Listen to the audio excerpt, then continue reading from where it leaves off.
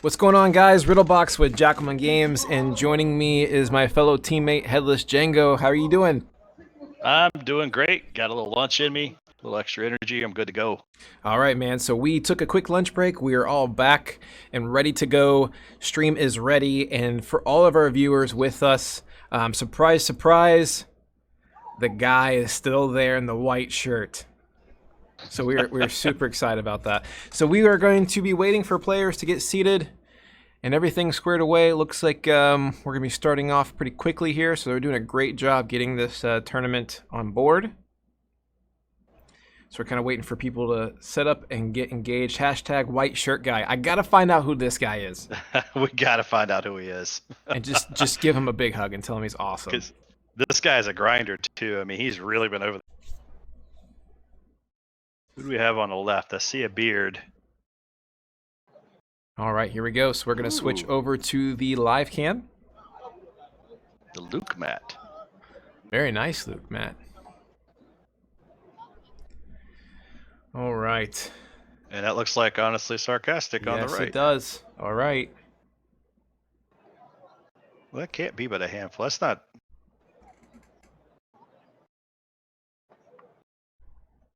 That's not Cox on the left, is it? No. That's not Reflex. Okay. No.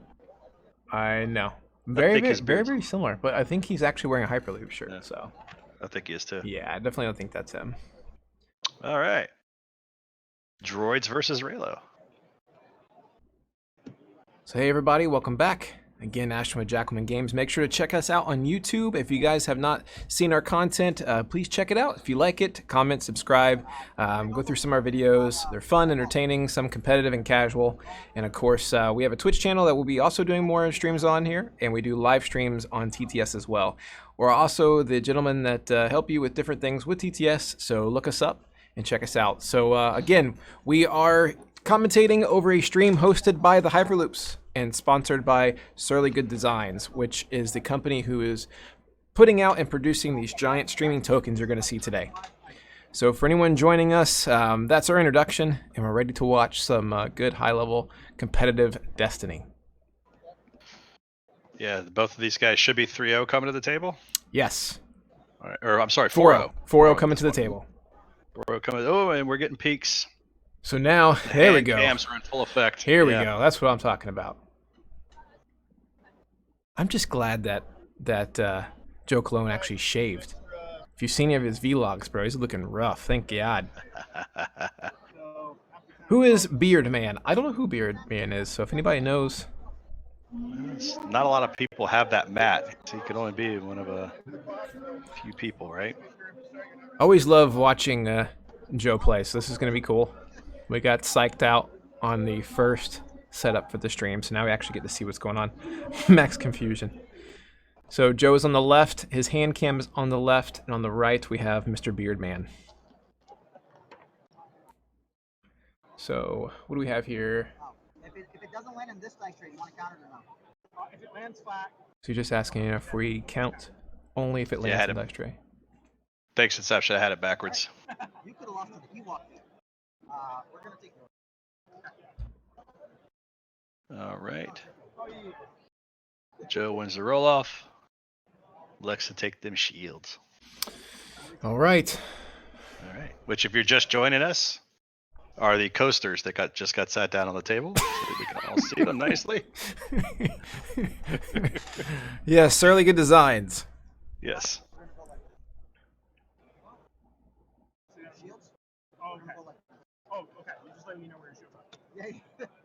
All right, money being that they're about to start up here in just a few moments. I'm going to spend 2 resources, and I am going to treasure lightsaber. Oh. All right. Step 1, drop a treasured. Treasured lightsaber. Here comes Satine. Here comes a reroll for Satine. Got 1 resource in that blank, so he's got that reroll a character die. He rerolls Satine for that 1 focus. Yep. So getting Satine out there first. Yep. Good reminder in the stream to get that timer. And look at that great display. Yes, thank you guys so much. Keep me on it. I took a break, ate some food. It's got some sticks, some modified sticks, 1 stick, and $1 on the right on the. I just want to call them both Raylo. Oh, that's a unfortunate Thinking on the other one. rollout on C3PO. It's gonna debate if he's gonna have faithful companion here.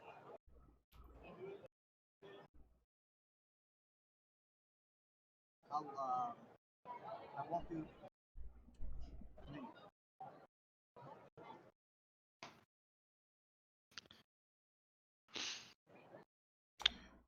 Get a good look at his hand here.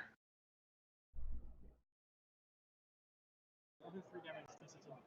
Yeah. You actually ate something. Yes, it was trail mix like I normally eat.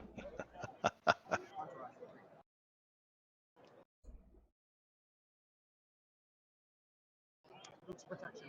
Well, I happen to be happily married to a fantastic woman who, as soon as the lunch break began, wandered straight into the house with a big bag of nuggets and fries. So that worked out well.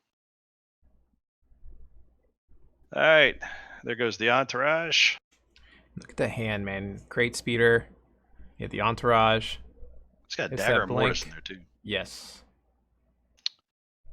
And there's the blank.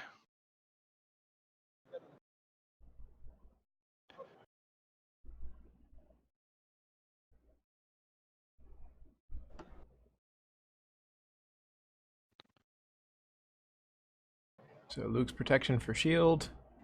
Crate speeder. Hired muscle. Is that another entourage? Yeah, he what's that magic word that people use for that when you go searching your deck? Tutored. You know what they say? Tutored. Magic term. All right. Throws away the hired muscle. Yep. Reroll. Tutor. Leave it to chat. There you go. All right. So we had It's a couple dollars on C3PO. So table. Probably see the next one hit. The next entourage will be dropped. And then Raylo's not normally going to be in a position to buy back Fickle.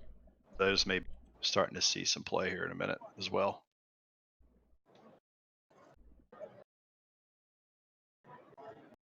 1 damage to Satine by doing power action. All right. See the first power action. And going after Satine first. Is that the right choice? Well, if we saw how devastating the easy pickings play was Yes. first game of the day. Just basically almost killed an entire round. So I think that's probably not a bad deal. Especially she's the money. She's the reroll. So it's not bad. 4 in her already, so. With this matchup, might not be a bad call. Alright, there's the entourage. Let's see what he pulls. See if he goes hired or Fickle here. Alright. Fickle it is. I'm agreeing with you, Twin. It's kind of it's a damned if you do, damned if you don't between the two of them. I think you can make pretty reasonable arguments on who the target here is. Generally, most people are going to target R2 last, but he's also a pretty big pain in the butt. Hey, we're passing Keyforge. Yay. All right.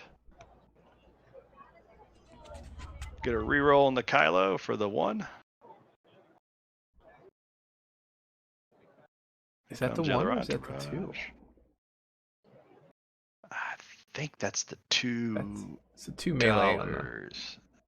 And then now we have the disrupt, the 1 focus, and that looks like I think that's the 2 or the indirect. 3 indirect. Yeah. Yeah, Must have there. been the 2. Yep. And then 2 disrupt sitting out. I had a lot of actions to tie it up in the meantime. So.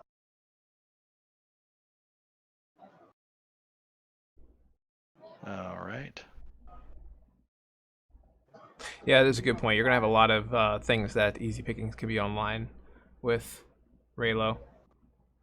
All right, 1 resource and turn. Is he going to the 2? There it he's is. going to the 2. So he's just gonna keep building. That's That's the way you do it. That's a lot of money coming down.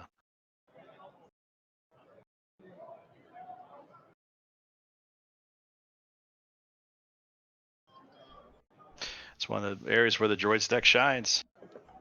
If you can get 2 rounds out of both of them. 2 melee and Ramp. shields.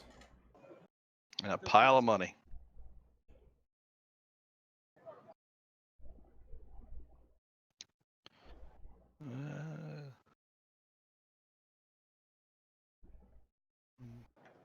We got Satine starting to get to be a life support situation. Yeah, I think he's just basically setting up to blow through. I mean, that's at this point he doesn't care if he can just get enough from her to get his entourage package, and he's already sitting pretty decent now. He's good. All the focus ability and things that he's going to get with R2 and C3PO supporting characters, he can get that damage through. He just needs that initial build with Satine, so he knows this. There's that 1 discard. And what's up with that hole? Crate. Okay. Yep, there's the crate. Resistance Well, if he crate can- speeder. If he can manage to, oh, There it look at is. this. Yep. He did what he needed to do. Nothing like dropping 10 resources worth of support. I'm sorry. 8, 9, 10. Yeah, 10 resources worth of supports. Turn Yep. 1. Very good. Hey, he's getting more money. He's discarding some cards. And 1 damage. All right. There we go. He is ready. That is a lot of meat on the table. Perfect. Setup right there. Who cares? Who cares about Satine? All right, let's start round 6. No, I'm just kidding. No, it's So gonna be be interested to interesting. see him. I have not played this particular version. Like I said, I was building a more speed version that used weapons versus supports. But if he can get one of those entourage dice in there and get them resolved, that's gonna start hurting real quick. Oh yeah. Yeah. And there's it's highly doubtful that the Raylo players got enough mitigation to deal with this. That wasn't a fantastic roll for him there. 2 melee blank and 1 shield. Although he does have a hidden, he does have a pacify. Still got the in Lukes hand, yeah. Okay. in hand, yeah. And I'm trying to see Joe's. Joe's, yeah. He's still got the dagger. We need Joe to tilt his camera up.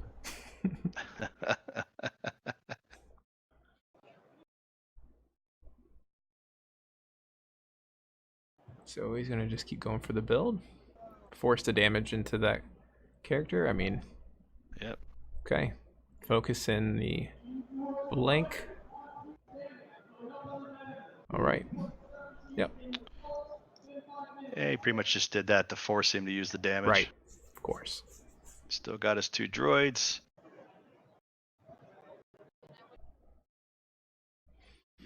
And we got a 1 disrupt. Right? 1 disrupt. Yep. No, Fickle has 2 disrupt side, not a 1 disrupt side. Yeah. Thank you, Inception. Good God. Inception. This guy.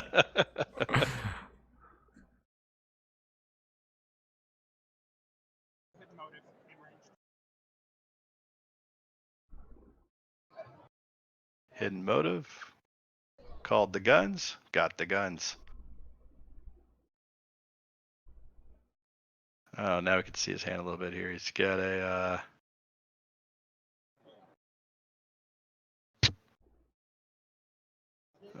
let's see. I was trying to pick up what his cards were there.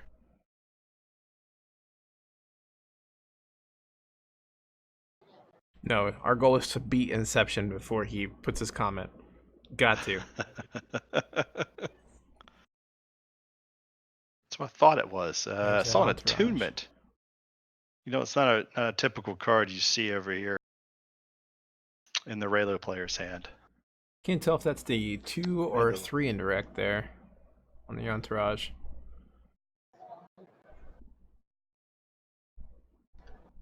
Inception, you should just copy and paste that Joe clone on left and on right. It's gonna be asked more.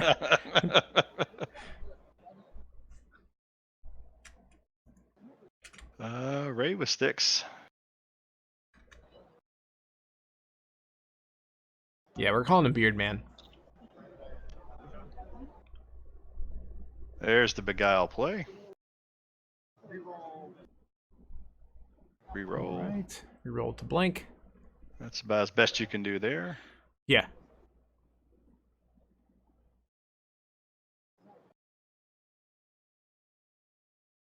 Blank this. And Blank and remove the other entourage die. Okay. That's one beguile down.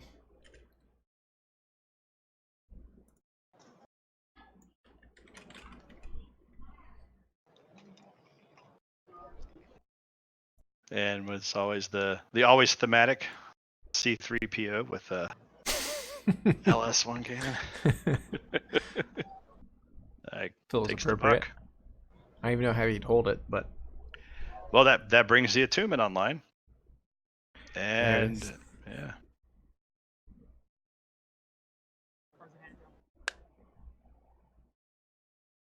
All I've done is roll. you get to do a lot more of that than I do. all right. I'm gonna pay attunement. He played attunement. I'll give it some time. He's going to get a shield. He's going to deal a damage.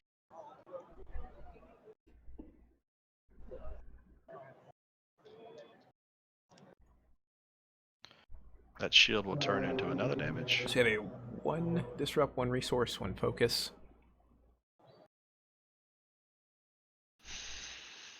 All right. It is his right arm. Round 2, yes. Round 2 at this moment. All right. So he gets the double focus.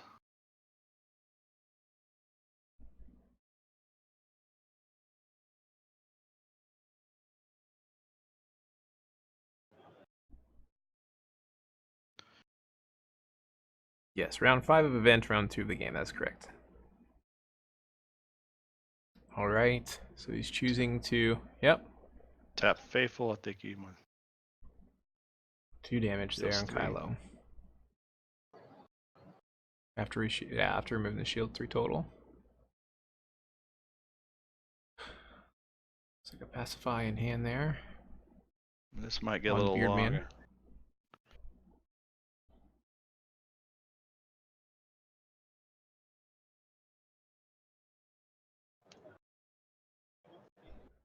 And now he's pretty much at the mercy.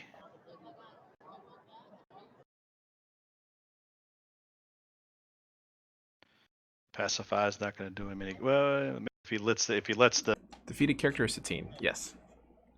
and 1 resource. got a resource. Yeah, it didn't get any better for him.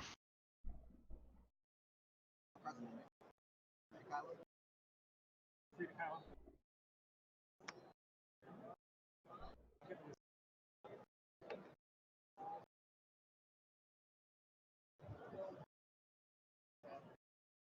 Well, he still has raise power action on to reroll R2's die if anything happens with that. There it is. Dagger of Mortis.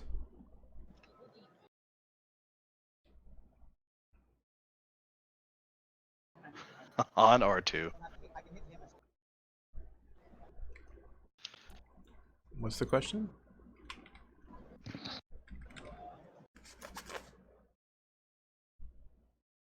I'm just reading it for the resolve, the before you resolve this die showing melee. Move a shield.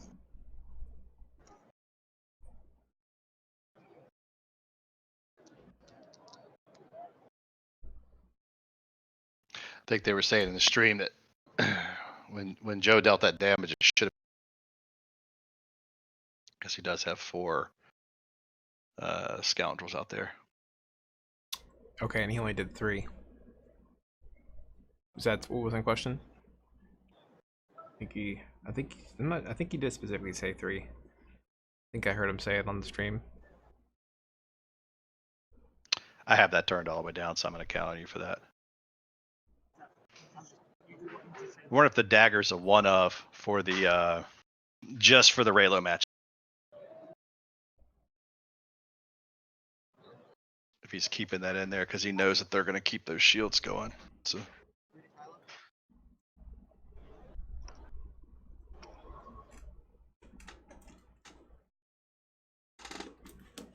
Kylo goes to 8.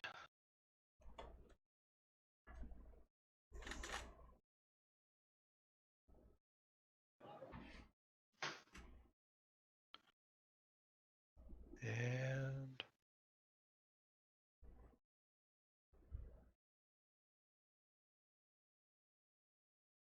it's nice to see someone else constantly straighten their cards and make it look pretty like I do. Right? I know, right? I'm the same way. I have to have all my stuff straight. It makes Yep. me nuts.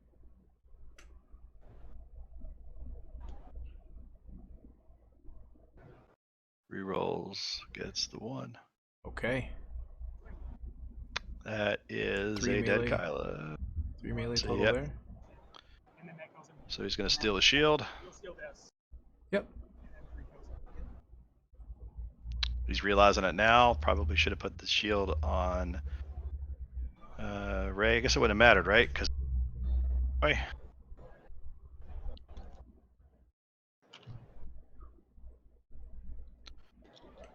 Well, here we go. yeah, it wouldn't have mattered. 5 supports, 2 characters versus 1 character. No upgrades. Yeah, it's looking. This is definitely 3 resources. We're hoping he can at least get some upgrades down. So he's going to go for Ray and grab them shields. yeah. Just try to tank what he can, but Yeah, she's in a tough position though. But if you start hitting the shields or you start hitting the specials, you can make this game. yes, it's true. But that is a lot to overcome. I don't know what kind of mitigation. Yeah, Satine ramp was just nuts. I know he played one hidden motive. I didn't see the other one, and Ooh, those 2 blanks. that's a fairly unfortunate roll. Yeah.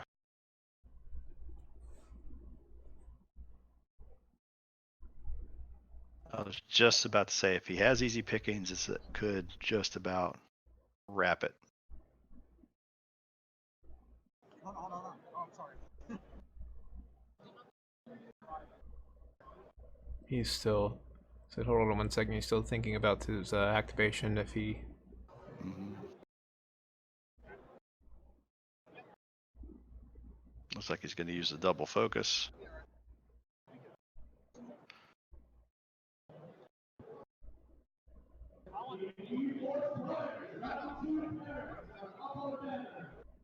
So, see 4 total there. Yep, 4 I in heard him direct call total. 4.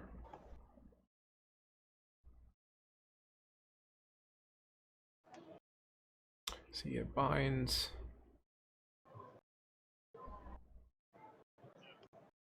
And he discards. Was it adapt? Discards adapt for a reroll.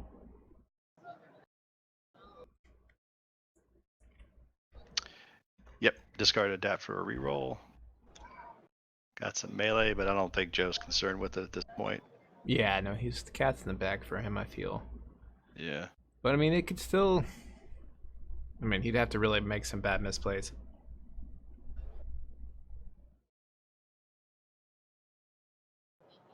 Luke's protection, binds.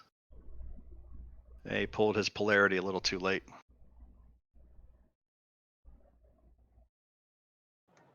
There's the 300.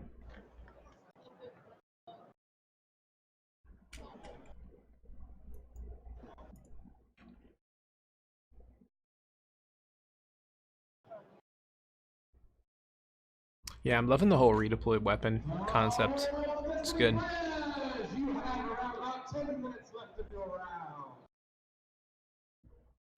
Gets the modified.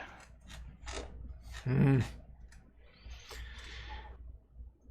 C-3PO So just hanging 1 in there. ranged. So 3 range total there on the Fickles.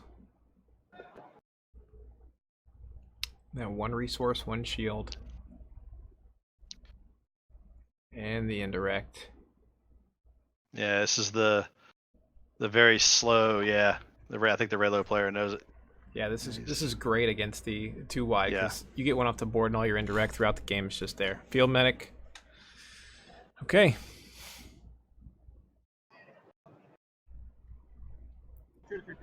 So I have one entourage and one crate speeder still ready, and an R2. And R2 to turn it. Yeah, this is. And what, 3 cards left for rerolls? Yeah.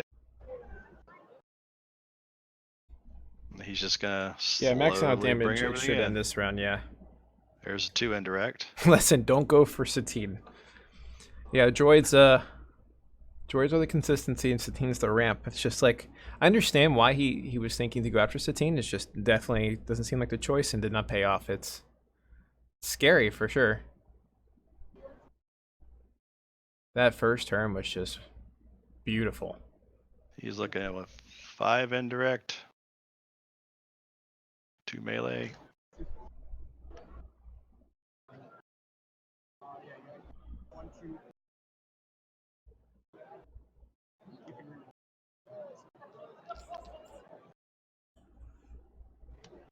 And that was Wow, it. good game. Yep. 13 minutes, 33 seconds left. Give or take probably 3 or 4 minutes, right? So, Yep. wow, that was great. That was a great setup play. Good job, Joe. He taught us all a lesson. If you can drop 10 resources worth of support down turn 1, you're in a good position to win. Yes. I mean, you have to draw your supports. Yeah. But, I mean, he definitely Well, didn't he go the did- conventional action cheat ambush No. feel with blasters and such. He definitely went more indirect and support, which is awesome. Absolutely, yeah. Somebody was. I saw that come up in the stream too. Like it, we didn't see him play anything along the lines of stay out, off the sensors, instigate anything. I think he was just. That deck must be just loaded with supports, and I'm gonna get him out. I'm gonna get him down. Because what he only did 1 point of damage turn 1. Turn 2, he killed Kylo. Turn 3, he killed Rey. Yeah. Or round 3, I said turns, but yeah, round 3 he killed Rey. So that was there. Yes. All right, so that's going to put Joe at what, 5-0? Yeah, 5-0. 5-0. One more win, and he's on to tomorrow. So, yeah, these guys are... he's got to get through one more game. And if he doesn't win his next game, then he's definitely going to day 2.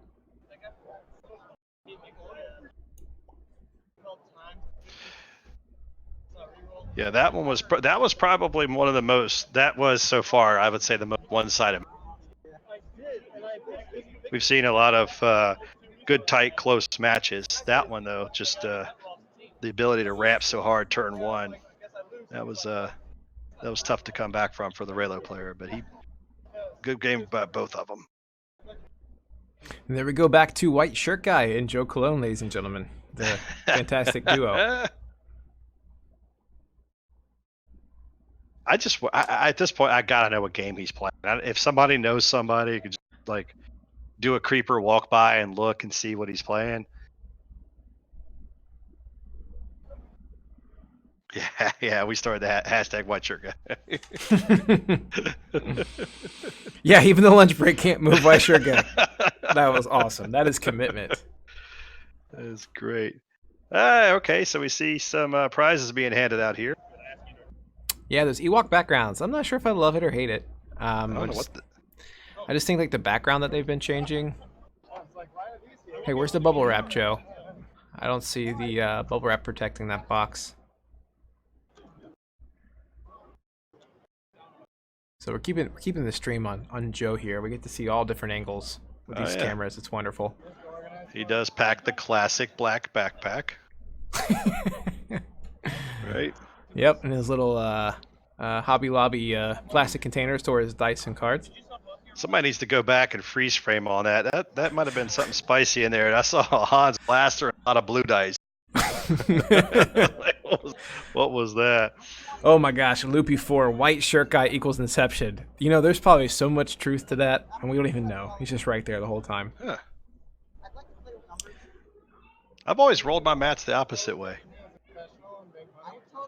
I love how people are just watching and just critiquing Joe in general. That's the point of leaving the stream to this scene right now.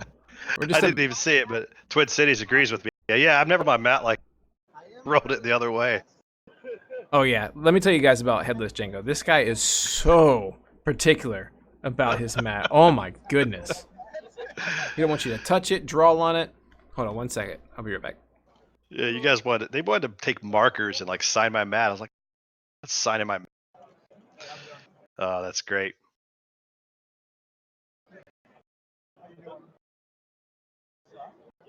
I did live the dream last game, so I'm fine.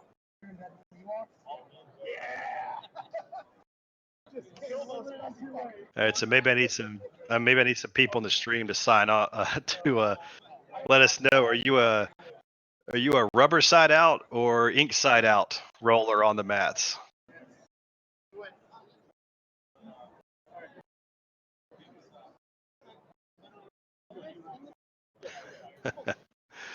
All right, I'm back. Just checking in with Andrea Ink for a moment. side. All right, so I see that we both. No, we got some rubber side. I feel like if you do it rubber side out, you're just like rolling all the garbage off the table onto the front of your mat. So we are looking for. Let's see. Just checking some stuff in the chat. Getting some compliments on the hand cam. I appreciate that, guys. I'm getting some independent messages about that, and I really appreciate it.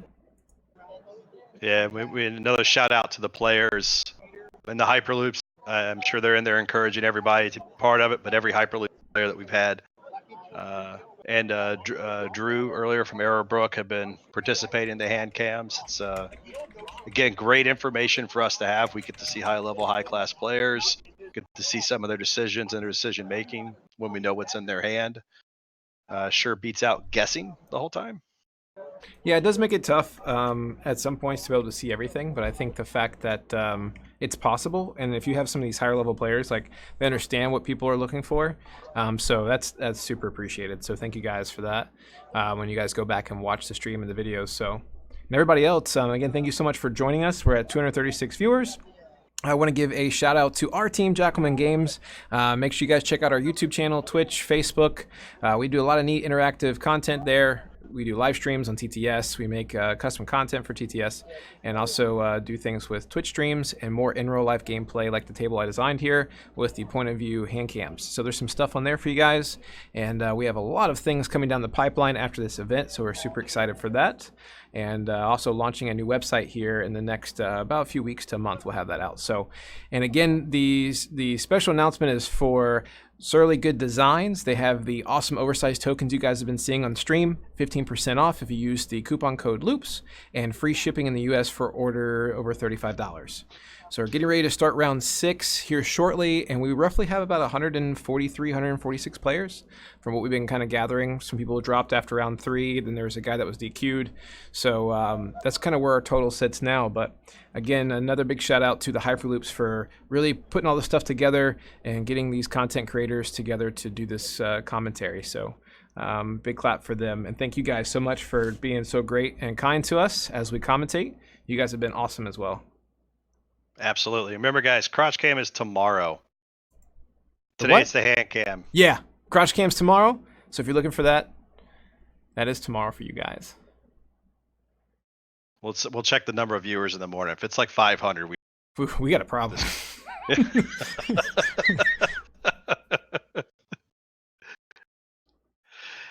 All right. So we've I'm seen also a lot of messaging Raylo. Ace, just so you know too.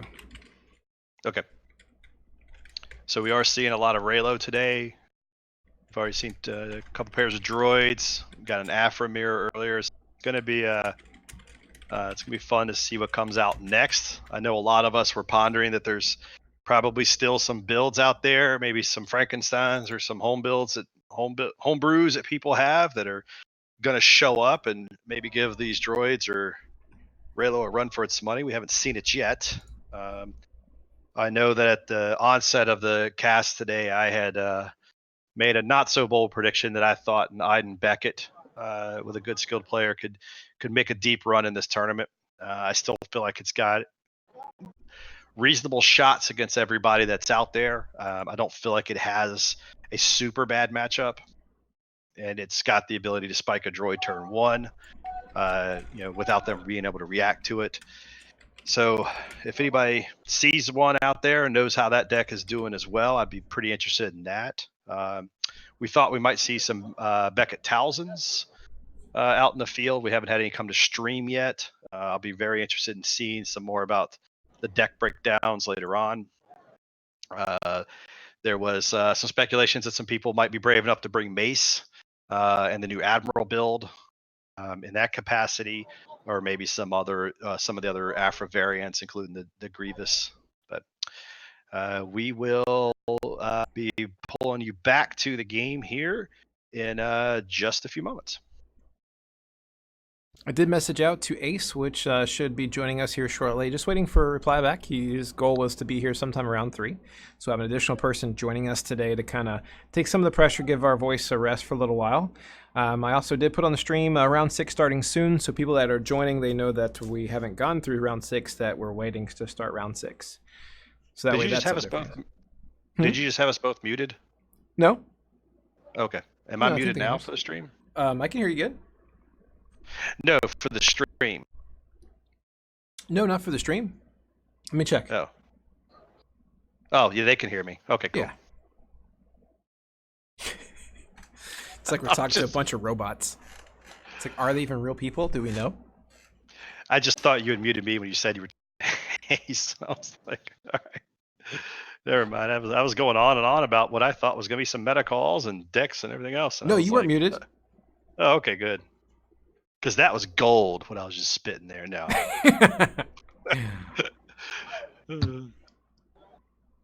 All right. So I'm happy to get What's good the feedback timer? on these hand cams. Yeah. The timer, we have 3 minutes and 19 seconds left. So we Okay. still got 3 minutes left before they're officially done with round 5. All right, I'm going to take 60 seconds of that. I'll be right back. Yeah. So Andrew, Cox, and Joe are so far undefeated. And just got a hold of Ace, and Ace will be joining us shortly.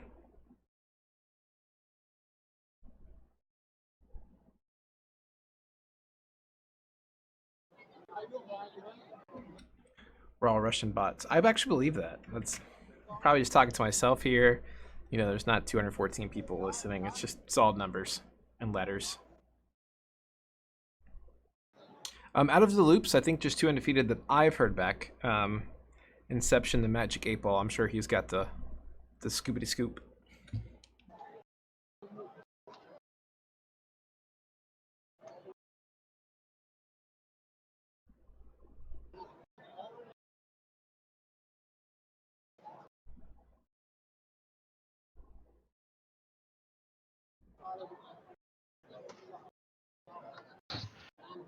And we were able to confirm with the Jackalman. I know we've a couple teammates that are at their 3rd loss, but Maul is still soldiering on at 4-2.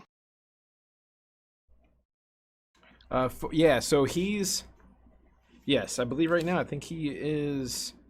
I don't think he's finished that match, but he's probably... I think what I heard, he might be close to 4-2. We'll see. Yep. Which would be great, because I'd love for at least one of our guys to hit day 2. I know Bobby has a loss. I believe he is 4-1. Yes, Inception 4-1. Oh my God, did I just beat Inception? I don't know if there's a latency there, but where's my badge? He lost to Joe round 4. Okay. So we had 1 minute and 26 seconds left. And then we're ready to get paired up. They've actually been doing a really good job at keeping everybody on top of things and starting pretty close to time. The lunch break was super solid. I mean, people were there and ready. We jumped in like just a few minutes after 2:30, so that was awesome. Does anyone know what Zion is playing? Or Bobby? Yeah, I'd be interested to see what Taxer is playing as well. Jabba I Watts. thought. Honestly, I thought somebody was kidding earlier. Yeah, I did too. That. So is he really on Ewoks? Apparently. Are you guys serious? So that means Cox was pulling my leg the entire time. Oh, he's doing the AR version. Okay. 5 of Hyperloops are on Ewoks. I don't know about that. I think Inception's abusing his power because people will believe that. It's true. Nope, Golden Dice confirmed. I believe Golden Dice. Oh my gosh! You know what's crazy though? The whole time I'm talking to Cox, I gotta have a discussion with him. Like, dude, there's some people on these Ewoks. Like, there's some intricate builds with this, and he's like, no one's playing Ewoks. I don't know what you're talking about. No one's gonna play that trash. Like the whole time. If I find out this, Cox is on you. I still don't believe you guys. I still don't. I don't know. I'm gonna message him right now. I'm getting trolled by the 214 Russian robots.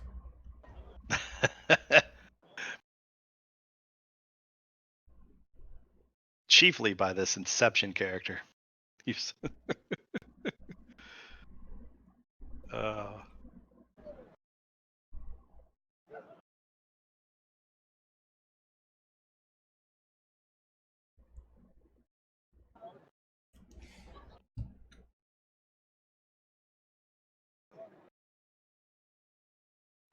Yeah.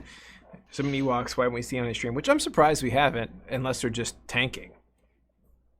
They're not playing Ewoks. I refuse feel like we're under- to believe it. I think we're under contractual obligation. All right, wait a minute. You know what? I think we have some white shirt guy is standing. I think he's leaving. Is he moving? Is he? Hold on. He's This standing. is breaking news. This is breaking news. Unfortunately, it's going to basically just show a camera on his He's moving. rear. He is now white shirt, khaki short guy. Yes. Or are those khaki pants? No, dude, don't leave. That you're gonna ruin the magic of the stream. I'm just hoping I keep power. We've got a nasty thunderstorm coming through here. I know, same here. It's been storming on and off for me. Definitely shorts? Okay. Got it.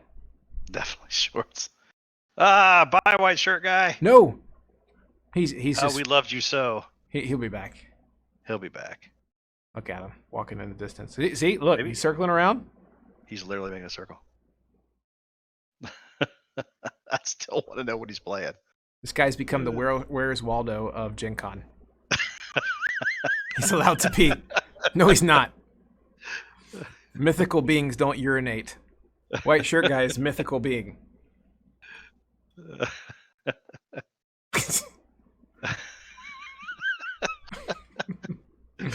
Oh man. No. Feels like the new Jackalman mascot. I love it. Who said that? Oh man, I love you. I know. So It's not Cox quite just there. messaged me back. I go, is it true that 5 of the loops are playing Ewoks? He goes, yes. I'm like, no, can't be. This isn't possible.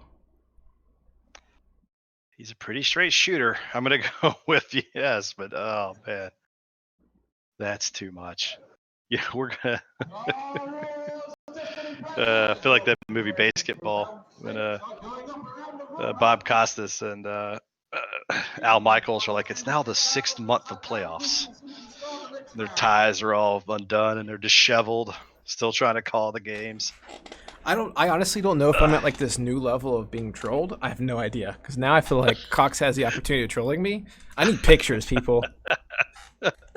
Somebody ran it to him. It's like, Bastion asked you, you're playing Ewoks. No, yeah, I believe it because there's darn near auto win draws off Ewoks. I mean, if you can get the right first 5 cards in your hands. Looks like we've got Arrowbrook Gaming coming to the table. I take that challenge, Inception. I will beat him at Destiny. He will not beat me at Destiny. I am currently 0-2 lifetime against Mr. Cox. Including a super bitter, which I still think about to this day, loss I took to him in a regional 2 years ago. Yeah, it's obviously a little nerve-wracking. Reminds me of the movie Rounders. You know, a few people could say how they actually got all their wins, but they can recall with amazingly accurate detail their bad losses. That I still remember that one down to the T. Here we go. Here's Ewoks. All right. Is the truth about to happen? And is that which member of Arrowbrook do we have? Cody. Cody. Okay, Everyone's after 5 rounds. We have an. Like, I that's only Drew's brother, or no? I have to say, All right, so we've got I'm very surprised about how many people 3-die Afra. I'm not. Oh, Yes. finally we got some Ewoks on the stream. There we go. Yub. There it nub. is. I didn't think that many people like take this in. Sherpa and the gang are here. It just seems like that's what people.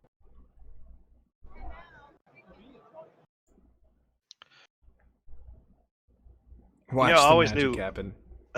I always knew Wicket's name, but I did not know Chirpa's name until they brought this game out. Until they brought his card out, I had no idea his name was Chirpa. None. It just pull it out and then unplug it. Yeah, if Bobby wins with Ewoks, that's it. I'm just gonna like, all right, airspace. I'm out. Don't do anything to make you feel uncomfortable. No, I absolutely believe in Ewoks. Now I don't have tons of experience seeing the AR build. I know it exists, but I haven't seen it operated much. So I'm going to be really interested in how this runs. But It's a lot of cool I damage have- from hand. There's a lot of neat things you can do. Target acquired. Yeah. He's running the armed reinforcement I don't know. versus got, people running like the double down version. You know. Yeah. I got punked so hard playing Ewoks a few times in a row. I on TTS I grabbed a Padme Boosh deck just to beat it. 'Cause I was just so over it. You just eating me up. And I'm interested to see against Afra because Afra is paper cutting herself, and this thing is paper cutting you along the way. Hey guys. Kobe. Like this one person says, the version I saw used AR for the Skyhopper to get the mod that does an indirect. Nice. All right, which is the laser cannon.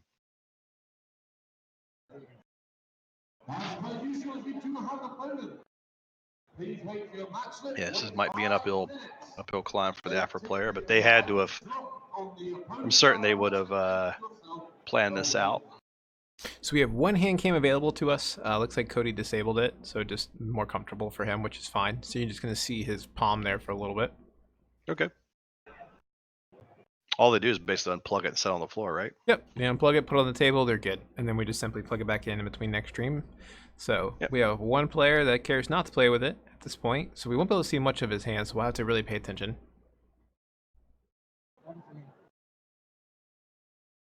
And then the player on the right. Does anybody know the player on the right? By any chance? I don't think he's been identified yet. Okay.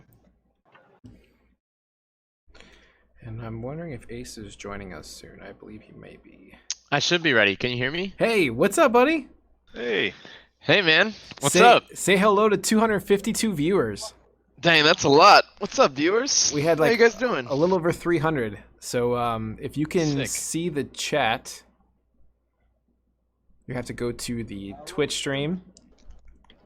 Yeah, I got it. Nice. I haven't gotten mine yet. You can earn yours back. Oh, dude, here we go. The grudge match is here. It's Bobby Sapphire himself. Let's go. You guys have no idea like how much this has been hyped up on Discord. Andrew was trolling me. He was telling me no one was playing Ewoks, that it was crazy. Do whatever you want. No. Looks great. Maybe tuck it back though, because I am gonna. So we are streaming basically a stream. So there's a little bit of a glitch that you'll experience in and out, but All right. So we have diplomatic. We've got somebody else help me with the cards here. Is that a crate back there? On the playwright, There's crate. a crate. We've got a popper. Eric, at the onset of the stream, I said, if we get somebody who's a popper, it makes it a little bit different. All right. I believe that card on the right is. The glare is a little bit too much for me there. So have we seen the Ewoks deck on stream yet? This is the first Best- time. You're just in time, bro. All right, sick. So I hear this is like super spicy. I hear this deck has like a real shot. It's like I'm sure we talked about it at least a little bit, but this is just straight burn, right? And burn is a term from card games that comes from MTG that's just like straight damage from hand or from other effects, right? Like we're not even trying to roll. And there we go. We just did the thing, right? Right. We did the pod racer into the in the ambush action is what makes it sick, right? So like one of the huge draws of playing yellow villain like Afra is the what's that new card? The thing that destroys the supports? Desperate Oh, measures. DM? Yeah. Yeah, so we don't even have to worry about that because we can ambush straight into the arena of like into the across the galaxy. It's just I don't know. Whenever we have a combination of cards like this, it all it takes is like a couple good deck builders to realize like what we can do with the card pool, and then we might be saying like if no one's ready for this, it can just like take down a tournament, right? That's very true. Ashton, could you hear what he's called with the embargo? No, I did not catch it. All right. That's unfortunate. So I don't even know what would you call there? Probably Maybe Diplo? glider attack. I think chat has a good idea. Calling diplomatic protection would be a good idea, especially because he's already counterintelligence. He saw the hand. Right. Yeah, plus he's not able to direct his damage as much, so the Ewok player is just going to keep piling it on the one that he's got the Diplo. Exactly. Yep. I forgot. You're going to have a bad time. Everyone get mad at me. I have a clear one on there. Oh, all good. I just couldn't see it.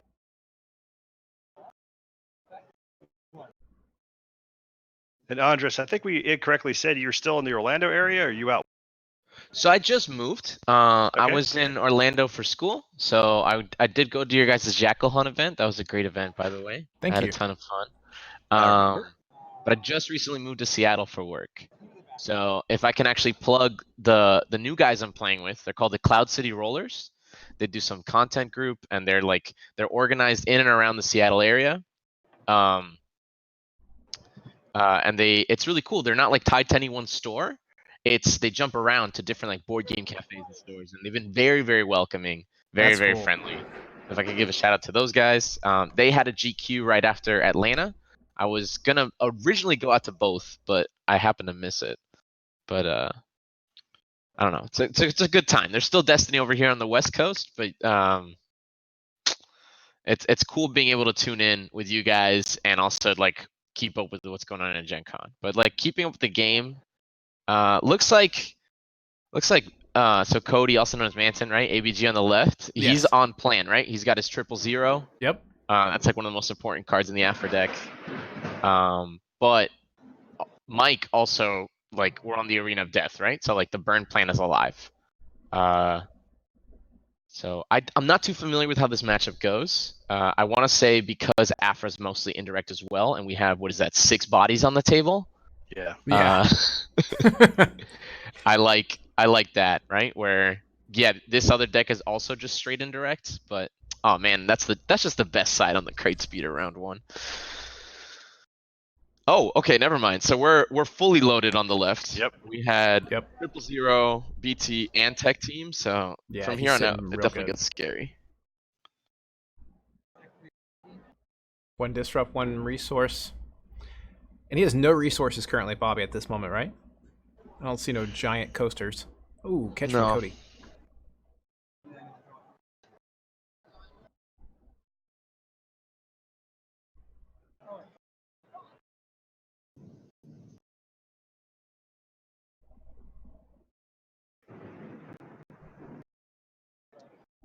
Discard to re-roll. Oh, I wonder what the side he was looking for is. I mean, I guess 3 I was too. Yep. crash landing. Crash landing. That's 9 turn 1 though. Yeah, I mean, if we just look at just the characters on the table without even having to roll dice or look for a side, we have 5 damage a turn. And like you pointed out earlier, is Afra's just kind of slinging, lobbing over these indirect. You got, like you said, a lot of bodies to spread them out on. So shutting off the damage, right? Because that's like Destiny, right? Like a game of Destiny changes when you can kill a character, when you can defeat a character before they can get the value out of their dice. But here, the Ewoks get their value in one action as opposed to even two, right? They don't have to roll and Exactly. resolve. They Just being do their present. ability. Because then you have cards like Strength and Numbers. It's just like just by being exhausted in there, it's dealing tons of damage. Exactly. And nope. All the murder bears are alive. Murder bears. We're the only thing is too, I guess, is like you were pointing out, Andres, is that without the Ewoks dying, the arena of death's not going off yet. Exactly. That additional burn. Yeah. There is some considerations, but I'm not too familiar with the deck list, but I'm sure there's got to be some cards like Blaze of Glory or something like that that can force kills on your own characters, especially because it combos so well with Diplomatic Protection. Well, speaking of strength and numbers. Yeah, it looks like we drew one there. Yep. I can't tell what that one card is, and he discarded it earlier. That looks like Ammo Reserve. The card in this current discard now, yeah, I think that's Ammo Reserve. Yeah. That one's Ammo Reserve. It's the one under it. Got it. Okay. Or it might have been one he kept in his hand from last hand. Let me go look at the Ewok cards real quick. Because it looked Ewoky. That's a word. Ewoks. So there you go. Like that's one of my favorite plays out of the Afra deck. Bubble Shield into Dangerous Maneuver. Yeah. Being able to just leverage one resource for essentially just 3 health is great.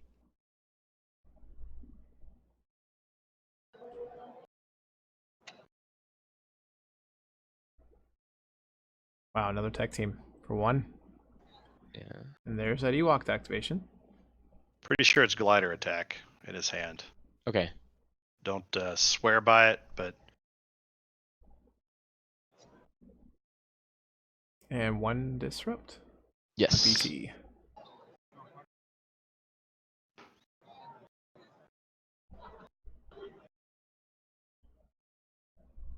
Alright, let's see if we can see more of that hand. he's got both tech teams down. So I assume he's going to want to try to get the Assassin in.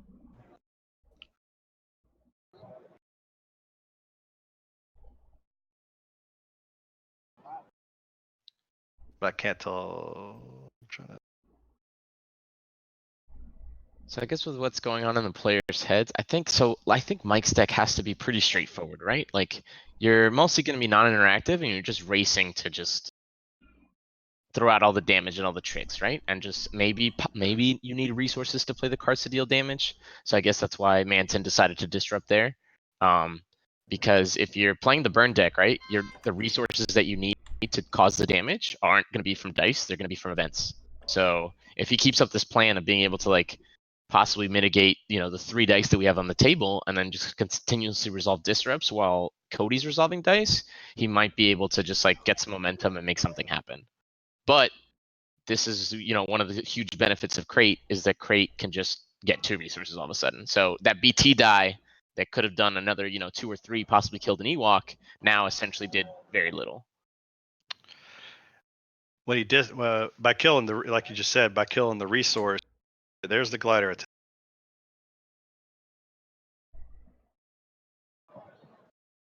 And Glider Attack is great because it's just what I said, right? Like a lot of Yep. Destiny comes into resource management, and there it's causing Manton to have to, expend resources to also take damage. Because like, what are the current health pool? We have Wada's There's 9 strength health and numbers. usually. There it is. See, and numbers. phenomenal. Yep.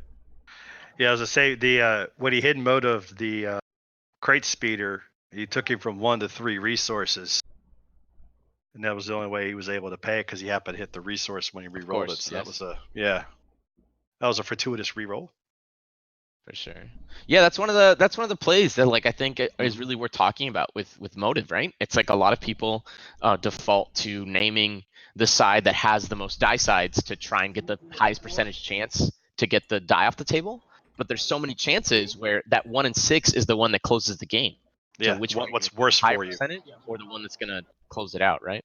I think in that case you still call the range because taking 2 to 3 damage is also not good, but there was no way of knowing that 2 resources was going to turn into 6 or Exactly. 5. I'm or back, whatever. Inception. Sorry, I was checking out something on another chat from the guys on the floor.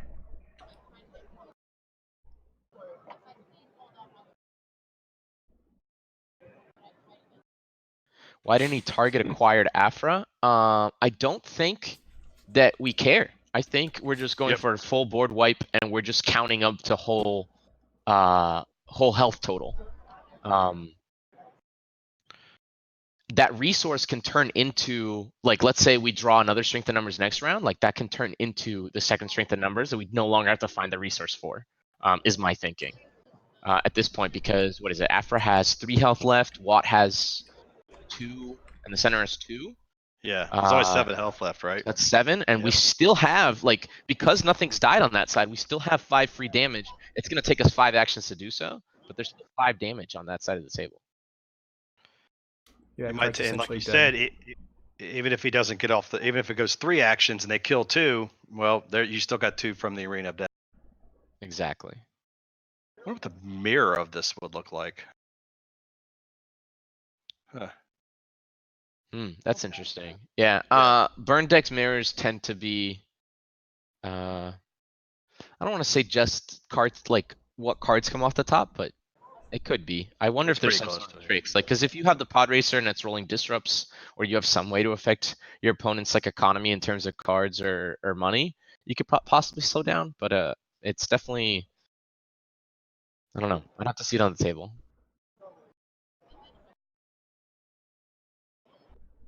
So 2 interact just resolved by Aphrodite.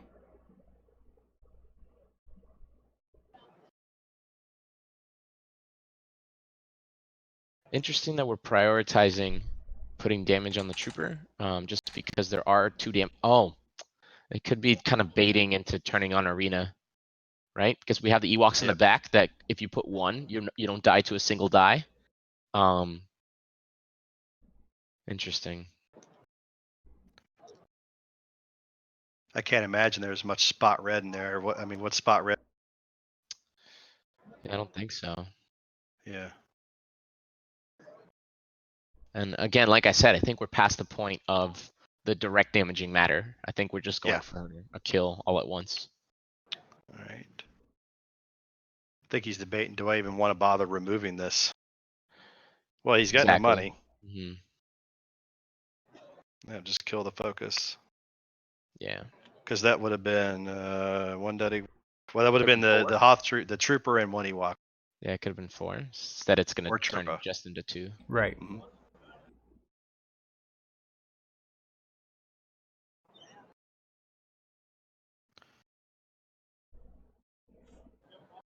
And I think that was a free reroll there. I don't think we were really planning on resolving the die, because we were just gonna, like, the arena was gonna happen anyway. But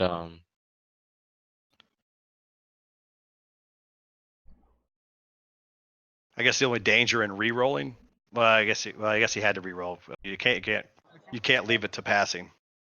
I guess the only Yeah. danger would have been is if he hit the blank and Of bounced course. it back to his Yeah. hand. Ugh. So we on that side of the table, it looks like we have 6 health left. 6 health. Yep. 6.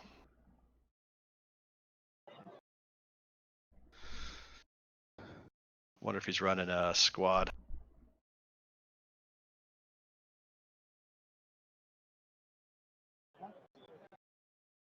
Looks like we're at 6 to 15 health remaining, right? 4, 4, 4.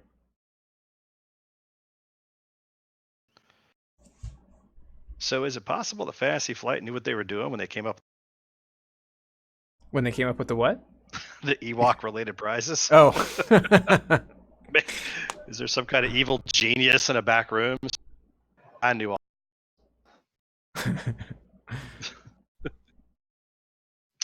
can't quite. He's. I don't want to give him credit. I think it was a flavor thing, first of all. If it happens to be good, it happens to be good. I just don't even, like, I don't even know what you want off the top here. It's just looking so bad. Like, we still have glider attack. If he spends any of those resources, it's just, there's so many. I'm noticing that this is something, if you haven't played against this Ewok deck before, there's just so many different considerations here, right? Like it just breaking a lot of the rules of the game in terms of like I want to actively kill your characters, but then you're gonna Arena of Death me. I I need to spend resources to, you know, advance my board state, but then you have cards that just do 3 damage for 0 if I do so. Very interesting.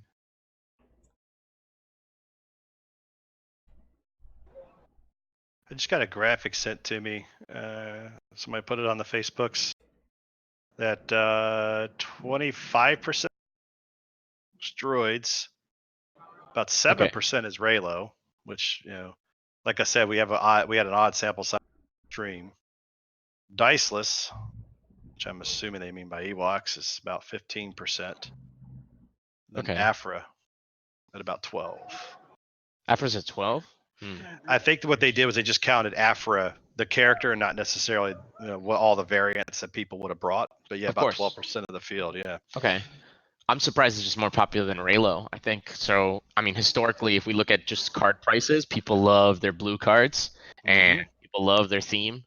And so, I don't know, I just expected it to be a little more popular. Droids is 25% is also a little higher, especially because a lot of the murmurings that I've seen is just like, oh, there's no way it can be that good, you know? But I definitely think that was one of the front runners going into this format. Yeah, I think, or at least it was believed to be the front runner. That's what I was on, the support version. So there we go. Like you spend a resource to do something like good, right? You played a die. You played another die card, right? That you need to deal damage, and then it just turns into 1 more damage that you got from glider attack. Although we saw that Manton's already on thinking about what's happening, because if you noticed, he used, or actually, he did use resources to block. Yeah. I don't know if he used 1 or 2, but he could have used both of his tech teams to play it for free. So I wonder why. Was he trying to bait? I don't see the value. I'd have to. I'm interested as to why he'd only play 1. I'm still interested in the Sebulba tech. Yeah, I don't. I couldn't Inception, even tell you what that card does. Inception said he was trying to possibly play around rig detonation. There Ewok you go. plus ammo. There you go.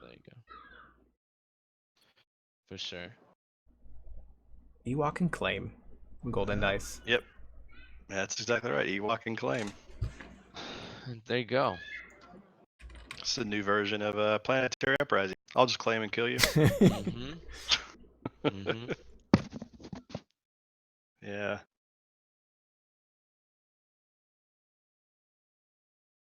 There you go. Man, there it very is. good. Good game. Ewok and claim. So it's true. The loops are playing with Ewoks. I thought I was being trolled for like the longest time. I mean, I get it. You weren't dead my hand, and you had a very, I'm going to direct hand. You can hear from the players a little bit here.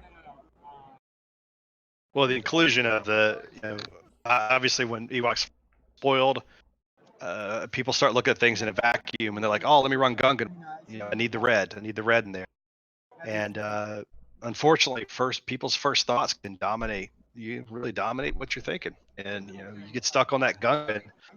I think Ace said it best when he said, you know, good deck builders are going to find ways around that, and substitute in the Huff, drop the AR in, which ensures you get a vehicle out, you pay for it, which ensures you get your battlefield.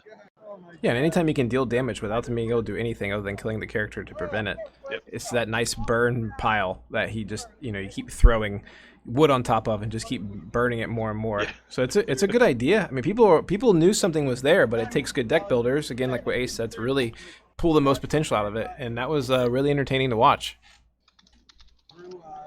Definitely. Awesome job. All right, so that's going to put, I think, does that confirm Mike at? Is he? Yeah, I think he's. No, he lost. So Mike lost 1 game. So he is now what, 5-1?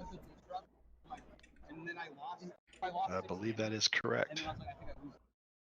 We'll try to get updates on the rest of the loopers, and I know that we've I thought I was gonna get there. I had the focus and everything else. And you had to go we've seen. I'm assuming that all of Arrowbrook is probably on Afra for this tournament. I don't know if that's true or not. So I was like, I'll just leave it there. And I had the near miss in case something wrong. And how I backed it, that's why I pitched everything. Just adjusting stream real quick, guys, for round 7. Played it a local with it. And What was the time on that round? then We have 16 minutes remaining. Okay. and I beat him in Swiss. Like, All 3 Airbrook is on Afra, yes. Okay. Inception. Thank you. I now gotta do play-ins. What's that? If I win the next 2, I have play-ins. I mean, I'm not out of those woods yet. Either. You win? So I think it's interesting talking about like burn decks as a whole, and as to why it can like come into like a format like this, and if you're unprepared and don't know how to play against it, to just take over. So there's this concept from MTD. It's championed by a writer named Mike Flores. He's running a bunch of strategy that's trickled into a bunch of games. But one of the ones that kind of apply. Well, I'm gonna explain to you how it applies and then how it doesn't. So it's called the philosophy of fire. So basically, what that means is that in that game you have the player has a life total and there's ways to reduce it down to 0. And so the burn decks there, the equation is how many cards do I need to play to get my opponent to 0, right? Right. But what's interesting in Destiny is that that's not quite the number that matters because you get to draw 5 a turn. So it just goes to show like that one of the most important things in Destiny is your resource management. Because there, it's because the cards are going to be there. You're guaranteed to get the 5 a turn. It's just how do you make the resources to be able to play these cards? And then you're just trying to break the rule, right? So like we've noticed that like a bunch of like the baseline cards that are like playable, 1 resource for 2 of anything, right? Like something like Field Medic, 1 resource to heal 2, right? Right. And so, or a lightsaber throw, right? That was back in the day. And so anything that breaks that, right? If we get to go 0 for 3, that's when you start seeing.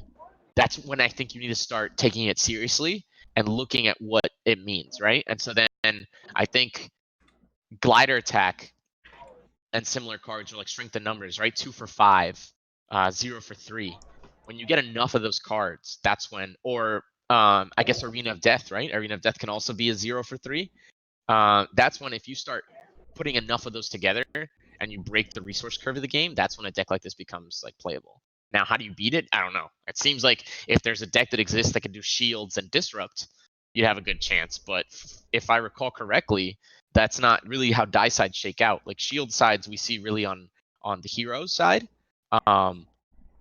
But they don't tend to have disrupt on their die, and disrupt tends to be almost like a yellow villain thing that don't tend to have shields on their die. So Right. this So might it's a be tough that if- balance. yeah. Yeah, I get what you're saying. Because you're just not going to be able to like your normal win condition is to like eliminate your opponent's team, right? Like have 1 person alive while your opponent has 0. But if that causes you to enhance the resource engine with the Arena of Death, right? How do you need some other way to be able to stay ahead? Because it looks like you're just accelerating to the game plan. And one of the things as to why I keep going back to the Arena of Death is that card is important enough to the strategy that the loops seem to be playing AR, Pod Racer, and Across the Galaxy, which 2 of those cards, Yes, right, should make not it be specific for that battlefield. right. It should not be like we shouldn't be excited to play those, right? Exactly. Like when did we ever play Across the Galaxy? And we played Pod Racer back when Hailfire was the best thing to do in Way of the Force, right? Like Right. we moved way past that. So yeah, definitely like this could be like one like a meta breaker type deal, like just a repeat of last year that the Loops did. Loops brought in a 3-wide mill deck that people were kind of talking about it. They optimized it, no one was ready for it, and they tore through the field. So it's possible that we might see something similar, right? But we'll see. What round are we on? So this is we're getting ready to go into round 7 out of 8. So we got 2 more rounds left. Yep.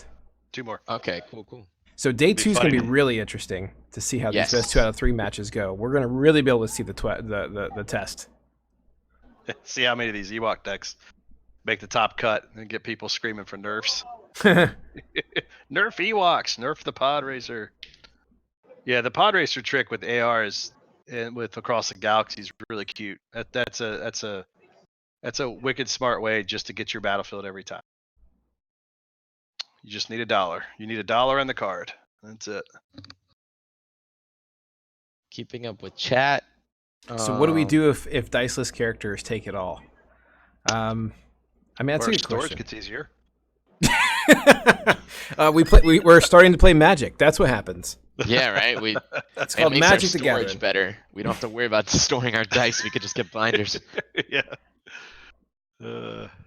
I mean, Ewoks are such a low health pool that you would just have to really just focus on super aggressive. I mean, there's cards out there, like Fear and Deadman and things like that, but we may Yep. get more cards that's going to allow us to be able to be more tailored towards decks like that to balance it out. I don't think it'll ever dominate completely like some of these support decks have done because they're just so versatile. Like any toolbox deck has all these options available to it that make it really strong to be maybe one of the top 3 decks of the game. But for diceless characters to be there, I don't see it happening. Oh, there goes Andrew fixing, trying to fix the cam. Other one, buddy. There you go. Beautiful. Look at him on it, man. Beautiful.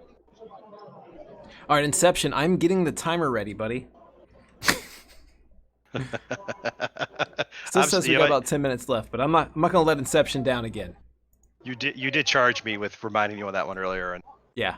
Thanks. I failed. So that's what happens when you fight to get your laptop on Ethernet for 3 hours last night. Oh goodness. Here it is, guys. Ladies and gentlemen, it's the white shirt guy. Oh, he's back.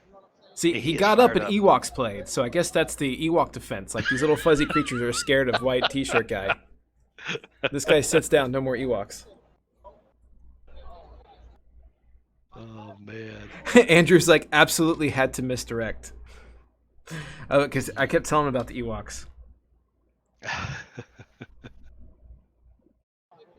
Yeah, I never doubted Ewoks as a viable deck. We had one of our own teammates bring a version of Ewoks in today. But if you would have come to me as a betting man and said, hey, pretty much the entire Hyperloops is bringing Ewoks except for one guy, I would have been like, nah, I'll take that bet. I'll take that bet all day. Well, I met with him to drop off the lights because they're using a lot of our gear down there. And I was like, hey, we're going to drop this off and do this. And I was talking to him more about the Ewoks. He's like, no, absolutely not. Like, no one's going to be playing that. Now I know his tells. Now I know when he's so sure of something not being played, it means that it's absolutely getting played. Yeah, definitely. Well, you gotta watch out with Andrew. Andrew, it's hard to get his mannerisms tell because the beard and the hat. He does it on covers too much of his purpose. Face. He tries to wear He his covers too much of his disguise. face. Yes. Yeah, so you can't really. It's all in the eyes. You gotta look him right in the eyes, and then that's when. And look for the dimples in the cheeks. You start seeing the dimples in the Yes. eyes get slanted. You know he's up to something. Exactly. See? There we go. Ace. Ace just revealed how to take down one of the best players in Destiny. Oh, for sure. Well, I mean, that's the secret, right? It's just like, unfortunately, like I've been stuck in college and not being able to travel, but like every single time Andrew's at an event and he's X1, right? Granted, he's won every other game. The only game he loses to is to me. I'm not saying I beat him all the time, Right. and clearly I didn't win the event or top. I'm just saying there's something there. But you've been his apprentice, so like he's been training you up. Oh, for sure. So now you left. I So don't know now about I'm apprentice. trying to get in that spot now that you're out. That's my goal. Oh, heck yeah. All right, so Miami Regional, 2018, all of Tampa goes down there with Boba 7th, right? Yeah. Because the guy in our area kind of came up with it. It was back before the errata to Maul Saber, abuse it, and so we all went down there thinking that we had a good move here. And I sit across from Cox. He's got Sabine, Ezra, and turn one. He had to overrate his hidden blaster or holdout blaster with a second chance, and I still popped it. after he easy picked 2 of my melee dice. That's how much damage I did to Sabine turn 1, and I lost that. He still, I tell you what, I still use that as a game to show the difference in skill between players. Even though I was just piling damage onto him with hot rolling and everything else, it didn't matter. He just needed to go one more round, and that was it. And That's it was, yeah, that happens. I got outplayed purely. I love Joe, right? Honestly, Sarcastic from the Hyperloops has a phrase that I think a lot of people need to incorporate into their Destiny game, which is just take your damage and move on with life. Right. Like it just doesn't. No, and he's absolutely right. Like people get so tilted on that. And it's like, look at your overall health pool and what you can achieve in amount of actions and rounds. That's what you have to always look at. People take 3 damage or see this die with 2 damage on it and freak out and throw their plays out. Just take it, move on, continue with your plan. Yeah, so I think it's levels, right? I think level 0, when you build your Destiny deck, you might be into like your upgrades or whatever, and you don't play any removal or mitigation, and you lose games that way. And you're like, man, I could have taken away this base side from this modified side. I think level 1 is playing all the mitigation, removing everything, and then from then on, it's just mitigate only what matters. Because the time when, I don't know, let's say you're playing Vader. And granted, Vader plays a lot of 0 mitigation, but let's say you're playing isolation for whatever, and like you isolate their 2 damage, but then all you roll is the 4 for 1, you can't resolve it. I think that's when people need to like work on their game, and it's the moment, and when you realize that it's because I played that isolation on damage that didn't matter, and not because I didn't roll the 3, right? When you make that switch, that's when you can start going from like bad to good and from good to great. Got it. So what you're saying is you shouldn't start your deck building off with 10 to 12 mitigation cards. I mean, have them. It's just No, you're not just- necessarily always playing them, right? Exactly. Yeah. That was shot one of my local players. Hey, weren't we supposed to be taking shots for Ewoks? What's going on here? Didn't you see someone did mention talk that? about shit Ewoks on stream and taking shots. It's 4 o'clock. Come on, guys. We can do this. I mean, we can make that happen. I mean, I'm home. Hey, we got ace now. We can slack off in the last 2 rounds. No, we're super glad to have you here, man. Thanks so much for jumping in. Glad to have you in these last 2 rounds. Bring your energy in here and your insight, especially as we're bringing the day to a close. Again, all these people who are watching us, we are at Day 1 North American Championship in Indiana. Round 7's getting ready to start soon. I am Riddlebox, and joining me is Headless Django with Jackalman Games, and we already introduced Ace, and we have Surly Good Designs that has been making and has made the oversized tokens you guys are seeing on stream. So make sure to check them out if you guys haven't already, and you can use a coupon code LOOPS for 15% off and free shipping in the US on orders over $35. So guys, take advantage of that. If you have any home games or any streams that you do at your locals, these things are a must. They've really been helping us out a lot, and wanted to go ahead and throw that out there. And Inception, I beat you to the ad. Come on, bro. Yeah, give me some points for that. Also, actually, where can people find exciting information about what Jackalman Games is up to? Yes, so Jackalman Games. Including updates and things on the latest TTS proxies. Yeah, man. So if you guys are looking for those for TTS on proxies, I'm the guy who makes them all for the team, tries to get them to you guys, and then if you have any help, needing help with that or any questions on how to get those in TTS, let me know. You can reach out to me personally or on jackalmangames.com or our Facebook page. We have a lot of neat content coming out, also with the new website reboot. And we have this table that we put together with the point of view hand cams. We're always trying to find new things that we can do for the Destiny community, and then also try to see what we can do to bring some insight on things that not everyone sees. So if you guys have any recommendations for that, or would like to check us out and get more about us, you can go to jackalmangames.com and go from there. There, typo fixed by Inception.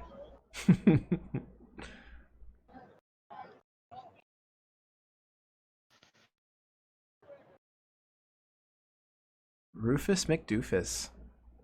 Is he here on the stream? Yes, he is. What's going on, man? Also, I want to say the setup that you guys have, or well, that they have over there with the hand cams is brilliant, right? Like, thank you, I appreciate that. So many times, in a card game stream, right, the commentators would be like, and I even did it myself, is like, why do you do that, right? It's just like, I don't know. Sometimes you got to give the players credit, right? Like they're on the top table for a reason, and it's you were missing that information, and being able to get that hand information is what basically what lets you like look through a play. Especially because Destiny, it's such a fast-paced game to try and commentate over, right? Like, because it's action per action, and especially the players could come in with the plan at the beginning of the round, but the die rolls or your opponent's hand or even your opponent's actions is going to change everything. So definitely like this setup where we can get even more information and try and provide like more accurate commentary on like what's happening like strategically, as opposed and also the play-by-play is great.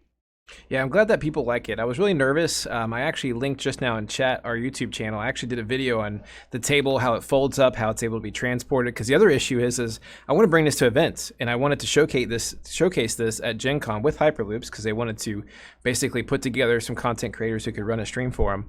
So I'm like, this thing's got to fold. That's the other thing. It's like we have Destiny tables and ways of keeping the game organized, but I wanted a tray that could have a lip around it so tokens don't fly inside the tray. Mats can stay nice and tidy because they're up against a ledge, but also wanted to be able to have it compact and fold with the handle and the cameras that would be able to see the card, similar to like a poker game.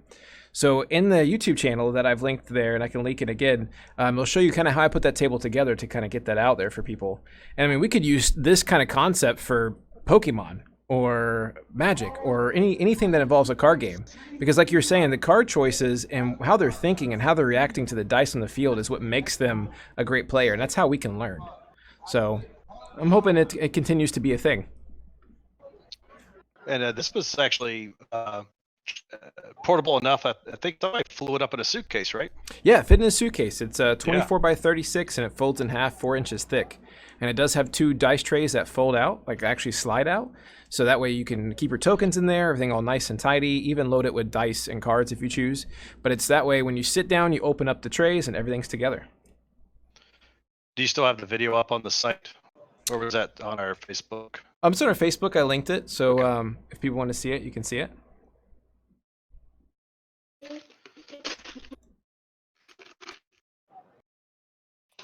Very nice. No, that was a lot of your own personal hard work that went into that. Great work. Thanks, man. I'm happy to do it.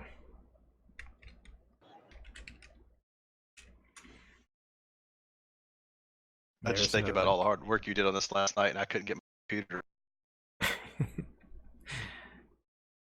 Still won't, by the way. So the actual tables for the plans themselves, I will be uploading there on our Discord channel real soon. I have tons of pictures and measurements and things that you guys can use as reference points. But actual plans and stuff, I'll be loading up on Discord. I kind of wanted to showcase this on Gen Con first to see if it was a love and hate thing, and then I'll be putting it up there. So, but yes, Magic the Gathering would be great if it had hand cams. Anything really, just something that allows us to be able to see it. I think they do, don't they? At the big, I don't really watch. I remember I watched some Grand Prix thing where they knew what was in their hands somehow. I don't know how, but they didn't know how what they had in their hands. But then again, that's a much larger production than we get as well.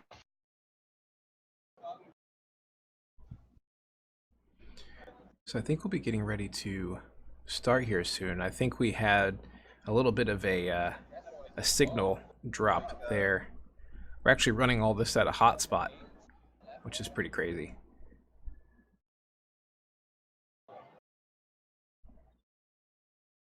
Oh, they're saying they make someone stand behind the players. We actually have some really cool things. I'm working on an overlay that you guys see with X-Wing. So some of the Jackman game videos I'm going to be putting out in the future will actually have all the health points and shields and specs of the cards easily displayed in like real time.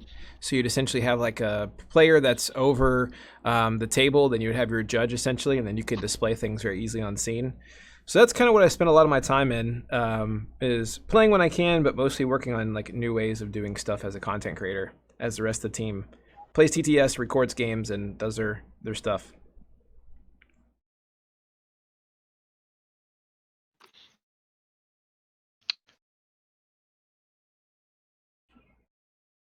So we have 2 more rounds left. Oh, wow. So I just picked up on what you were saying. So those big Magic Grand Prix. I always wonder about so many people standing around the table.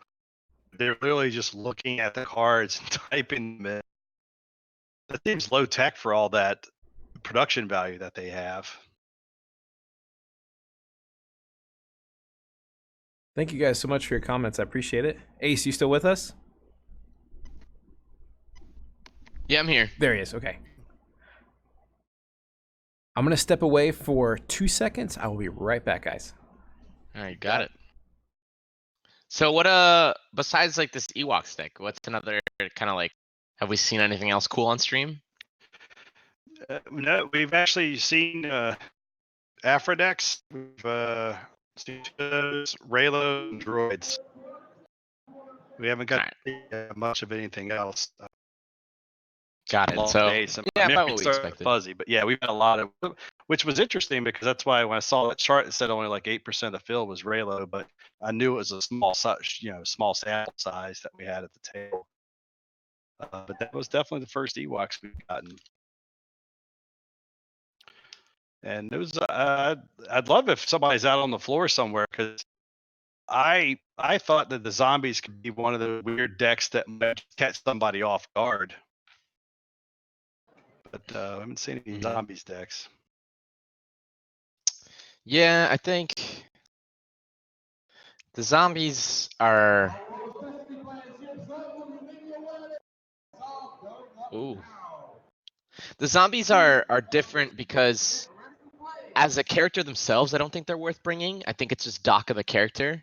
And those combo decks just don't seem as efficient. There was I don't know, I've been seeing like Vow of Vengeance with Django and stuff like that.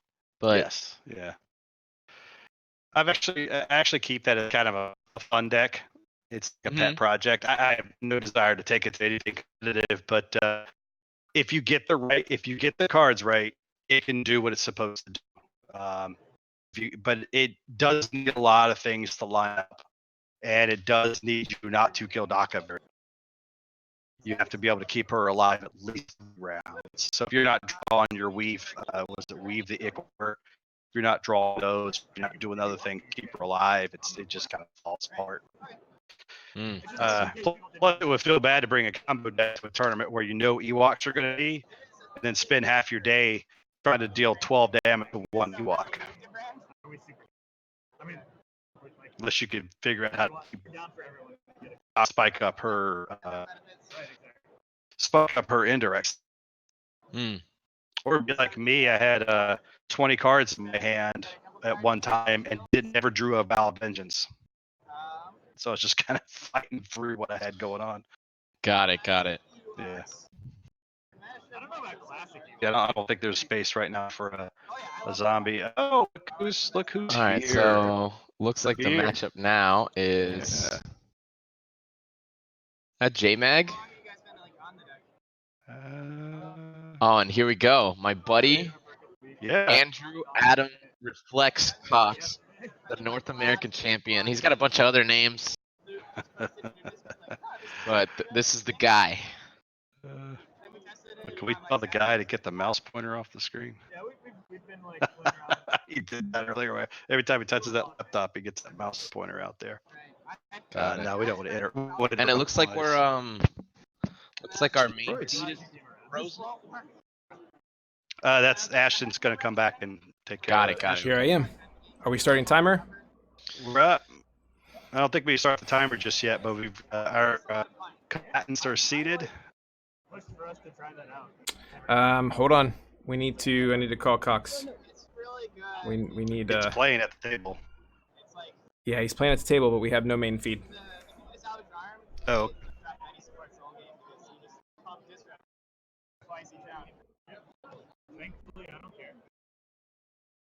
It looks like, from what I can tell, Cox is going to be on the same deck that Mike is on. They tend to play very similar styles. And I'm sure if they have a card difference, it's one. I can't really quite tell what JMag is playing. It looks like that's a 3PO. but I can't tell what the yellow and blue Hey, characters are. Hey, buddy, we just lost the overhead camera. It's just frozen.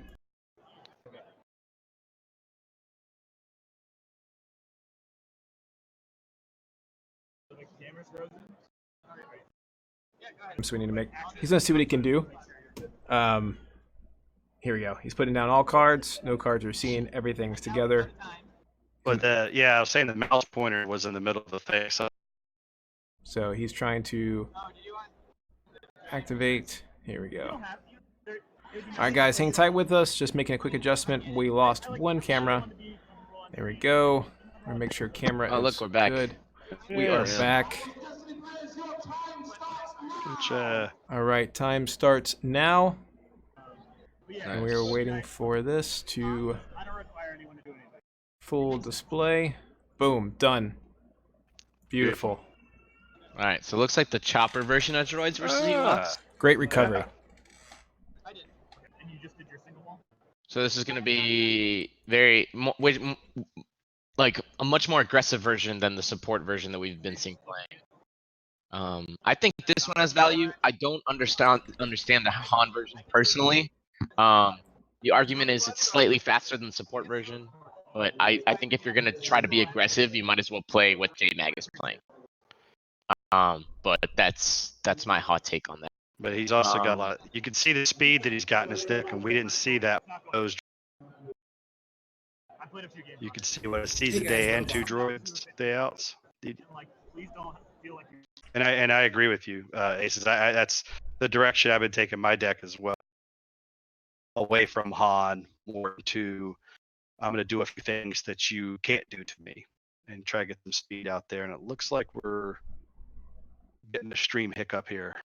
Mr. Yeah. Ashton? Yep, we should smooth out here any second. Nice. Okay. They're running off a hotspot, so Got it. Yeah. we have an issue Actually- where if they hit a bad signal, we're still in the call. Call's still open, guys. Yep. I blame the white t-shirt guy. If he would have just sat still. He's been pretty good at sitting still all day. Yeah, we may be out. We're gonna hang tight, and we're gonna see if we can. We're gonna keep the timer going, and we're gonna see if we can get signal strength again. Oh, There we go. We are restored. looks Ladies like and we're in. gentlemen, we're good. We're both in, right? And yep, So no activations yet, so we're still good there. Get rid of your traps, dude. Okay. The claw. Cox says, "Let me read that claw. Give it back to you." Yeah. Using the chopper power action to make it for free. Again, Destiny's like very much a resource game. If you can go in and just play something for free, you're gonna have a great time. I think JMag has some Droids Day Out in his deck. In his hand, excuse me. So we can see something really explosive on this next round. So Yeah, we should I was see. that's exactly what I saw the droids cards, didn't see Cox's. Looks like Cox is just on plan of just like being able to get shields and play on Arena of Death anyway. And there's the Pod Racer, and it's back to JMag.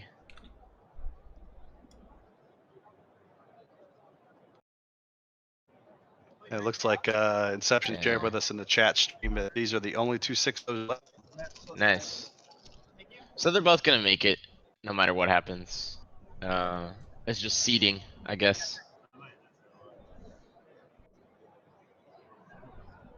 then I'll use my R2 ability, flip to this, I'll use C3 to disrupt 2. Nice. Alright, so there, I think we show one of the value of droids.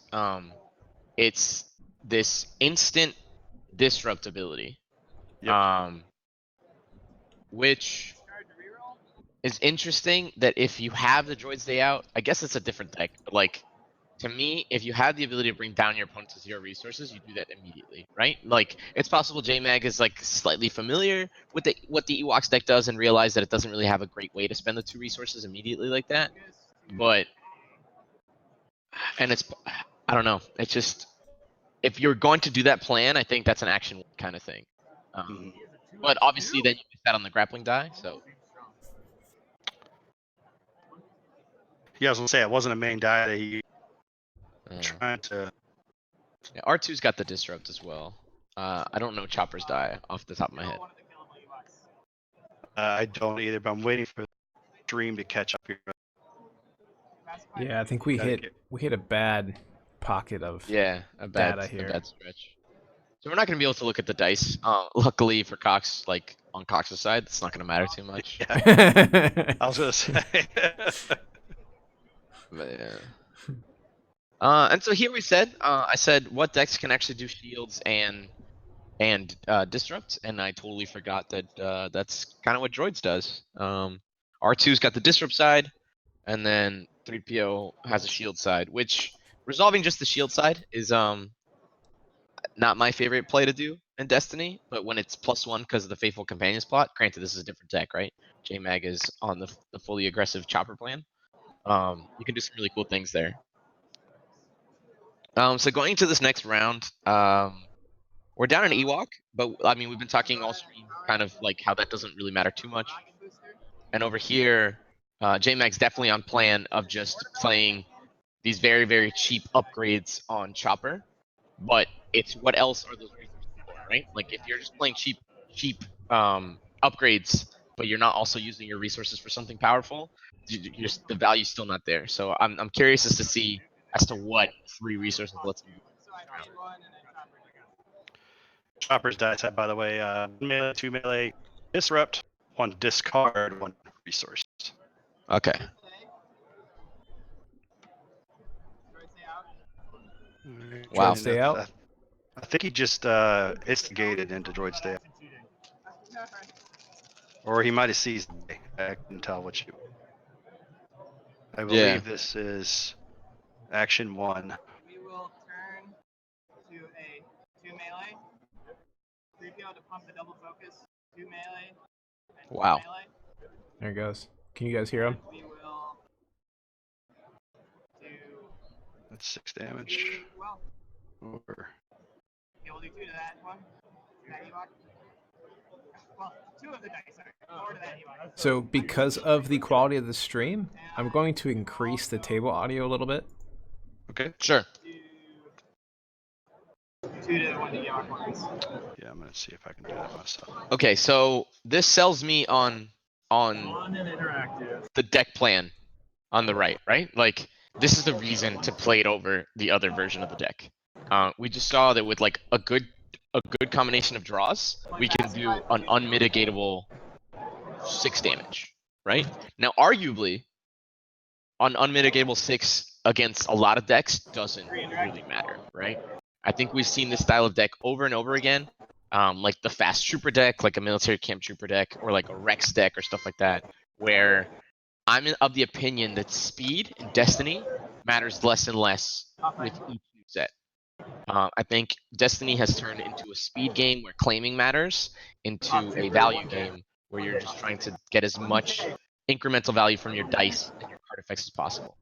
Now, just getting done with all that, you're playing a bunch of characters that have 4 health. It's a different story because there your incremental value is getting deleted off the table before you can even use it, right? Like if the Ewok does 1 indirect when he taps and then dies and then he counts for your arena, there's value. But if your opponent is rolling out, immediately killing an Ewok and then claiming before you, that shuts down 2 damage a turn, which is a lot to get over.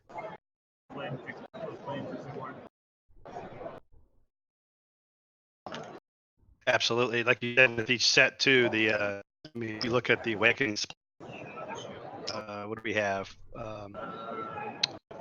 6 ambush guns, and different ways to, we attack map, get some other things, and you could do speed aggro, really get the dice out there and just start pumping damage out unmitigated. But once the awakenings block rotated out, we were left with very much less than 6 ambush weapons. Yeah. Well, and then a bunch of other things. Health on characters has gone up. Support dice have gotten better. Removal has gotten arguably worse for both sides. So just the value of being fast has just dropped. Battlefields, I wouldn't say they're less strong. It's just having the rollout first, like cards like for example like guard in Blue Hero, where cards that like really required you to be in the pool first. It's still strong. You still want to have initiative on your opponent like that, but it's not as I would say necessary as before. But it still has its value when the character health is low.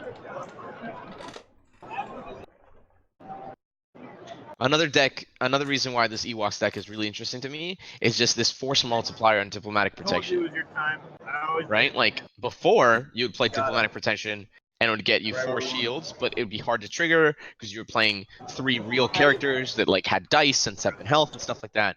So killing one of your characters to get 4 shields is like arguably super bad. But if you kill one of your Ewoks that actually does not matter to the overall plan, and you're getting 10 shields, that's a card that I want in my deck for sure.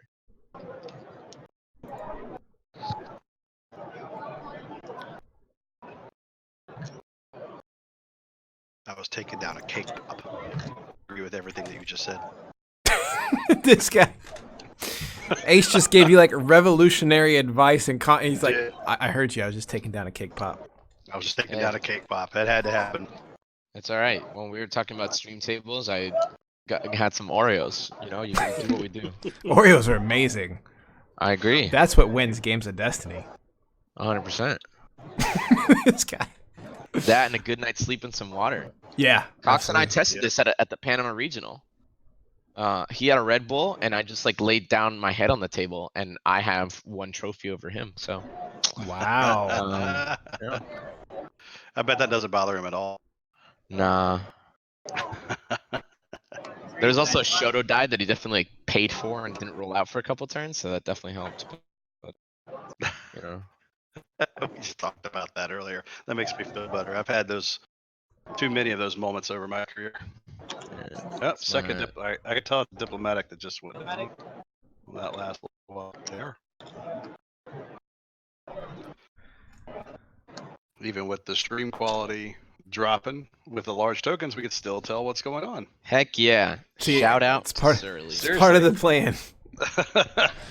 Love it. Because Cox played a card that stayed on the table, I'm assuming that that's Pod Racer number 2. Okay. Yep. Yep. There we go. Now, as to what the support that we just played on JMags, maybe Fickle? Is that Fickle? That is a Fickle for JMag, and that was a crate. Oh, okay. Got it. Red card. Yeah, crate speeder for sure. Just played a true, well connected. What did you just do? Truce? Yeah. To play an ammo reserves. No card. Oh, those are all dead Ewoks. Yeah. Alright, so Cox is now down to a 1 Hoth Purpa and 1 lone little Ewok. Yep. So. Oh, and Hoth Trooper up there. Did we mention that already? And the Hoth Trooper. Hoth Trooper, yes. Yep. Hoth So I guess if we're just like going for like what our players are trying to do here, right? Like I talked about a lot of like the general strategy in the cards, but if we're talking about like what we're trying to do in this game, I think JMag's played most of his fast action cheats, right? So now we're doing like honest rollouts, but I don't know. I think Cox might have. Cox needs his burn cards from hand because he's got the target acquired on Chopper, right? So now we just need to find 6 damage, and a lot of the damage goes away. But it's interesting in the Chopper is the target because trying to break up the R2 3PO is really what you want to be doing, because if you can just keep on getting that focus resolve. So For the +1. it looks like they've got a judge close by. I think something happened. Okay. Let's see. Yeah, let's hear what the players are saying. If it wasn't for DDO, it was the last round, so you had 5%. I'll pass. Let's go. Something about cards And I drawn do or have something one. like that.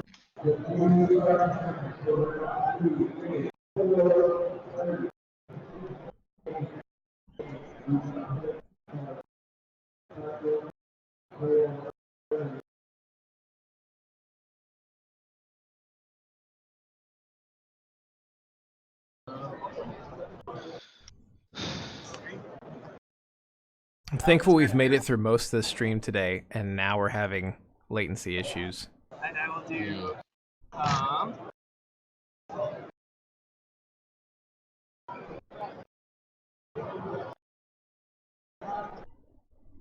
So, I mean, we see a discard and a 2 range on the Fickle right now. So it looks like we Nice. resolved the 2 into the Hoth. Discard your invisible card. What happened Got a there? claim from Andrew. Okay, nice.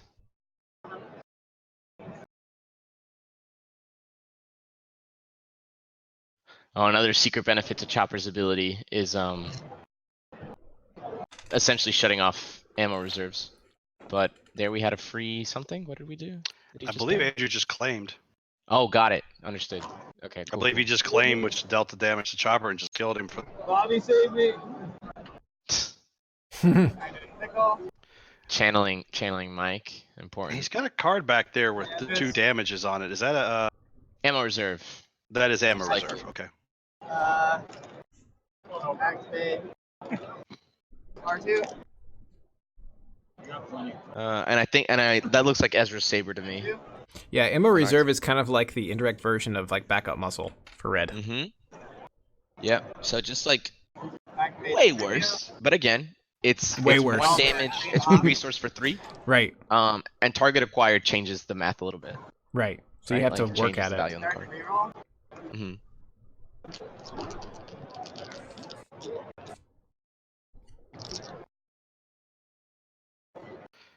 Alright.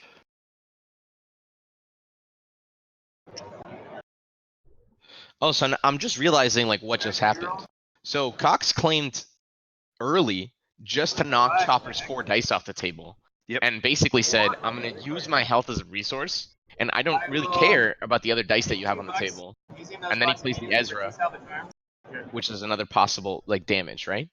Yeah, because Kill at best, we know he's going to kill. We know he's going to kill.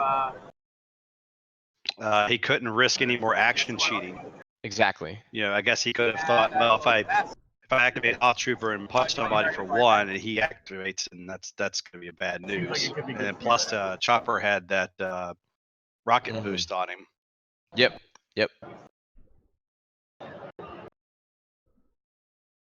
And so, but now we're kind of in a very similar situation in which R2 is now loaded up with double salvage arm, so any R2 dice can be resolved for +2. And it's tough because he's got 2 of them. taking your money for the round. Yeah. I did. So that brings up his max damage to 8, right? Good call. Well, you have to myself. exhaust the salvage. Oh, max, because you can do each of the salvages is 1. Oh yeah, yes. Yep. 8.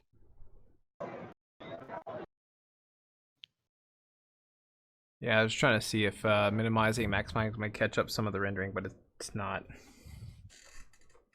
And there's a ton of artifacts on screen.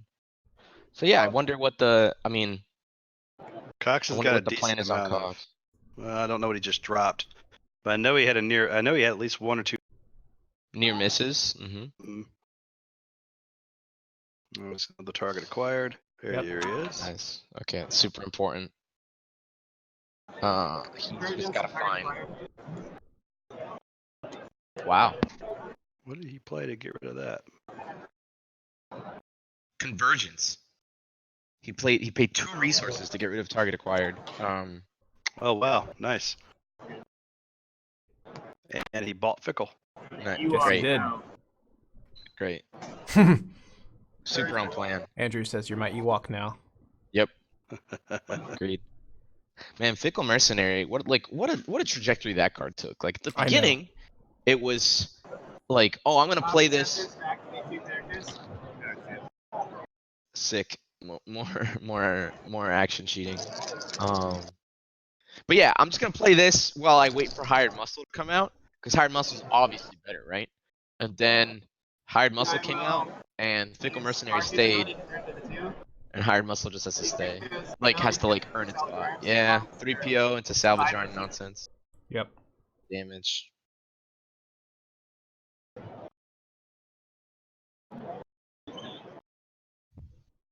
Well, that's good. That's good for J-Mag that his deck's doing well.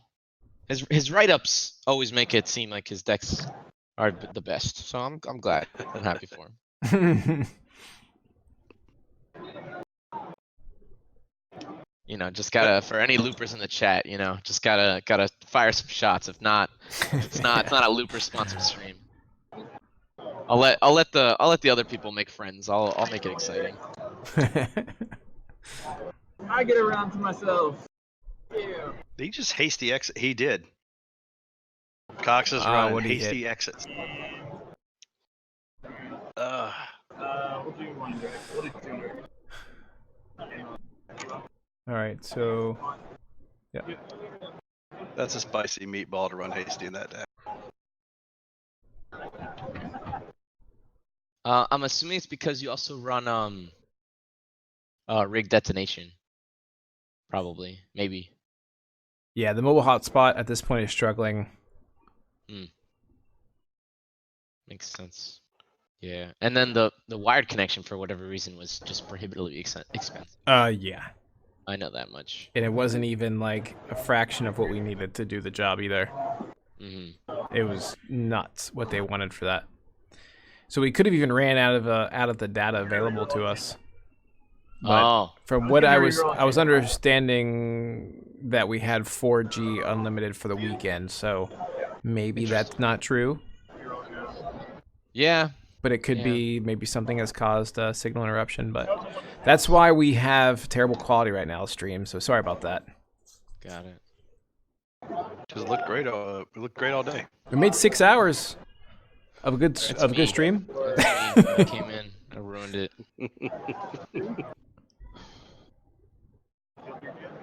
We changed excellent visual component for an excellent audio component. It's, you know, it is what it is. Yeah, I doubt we hit max. So, I think it was unlimited, but so like I haven't seen what's happening, but like all of a sudden droids are just dead and like Ewoks are still kind of like kicking. So I know that's crazy. Damage. And I just don't understand. Like, I wasn't ready to write it off because, again, I don't really know what both of these decks do, but it was not looking good. It's the conversation we just had. It looked like there was a bunch of characters, a bunch of damage was being dealt, but it's like, I guess it's just the power of the Ewoks where it's just... So now we've lost the instant resolve from 3PO and the +1. Now R2 can only focus one of his dice, but so we are running rig detonations. That's nice. So that's what is that? 2 damage right now. 2, I yes. think that's game. It is game. Should be. Yeah, if we just rigged into claim. He's got it, man. Wow. Incredible. I think that's why he's trying to show it off on the camera there. Yep, as I was just thinking the same thing. Possibly. Yeah. Yep.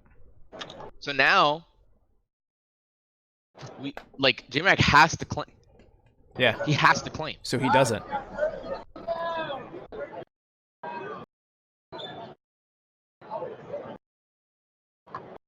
It doesn't again. I don't know what his die sides are, but I don't think he can deal the. It looks like he needs 4, but he needs 2 different. He needs 2 instances. Like he needs 2 damage. Shield up. Yeah. Oh, there you shielded go. up. Okay. So we had So shields again, there. I'm pretty sure. I give us enough credit that if we were able to tell that that was the shield side, we would have called that play. But it is what it is. So now we need to figure out 5 damage, which is a different story. Especially because now J-Mag's Arena, when he claims, does 2. Hey, we're getting some restored quality. Nice. Yeah, we are. Woo! All right, so here comes. Now the consideration is if Cox claims, he might be doing that. Oh no, but he can steal the Fickle back.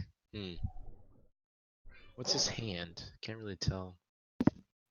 Probably doing the math to see what he can afford to do and what the chances are that J-Mag is able to deal the 3 damage, excuse me, that he needs to win the game. Because if not, Cox could just claim. But if J-Mag steals the Fickle, I think it's going to be relatively easy for him to be able Why to couldn't he find claim? 3 damage. Just in the case that J-Mag is able to what's it called? Just find the damage. Because J-Mag still has all of his rolls, right? Andrew and I his think he hitting just- table. Oh, now he's got it.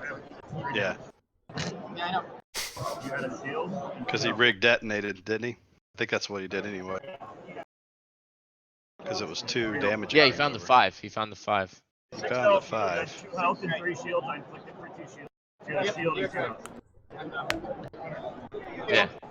There you go. Yeah. Okay, cool. We just needed another. We just need 2 damage or something. So yeah, we're essentially pulling one feed as a whole, so we're not actually feeding all separate cameras. So if we were to disable the hand cams, it would not help anything.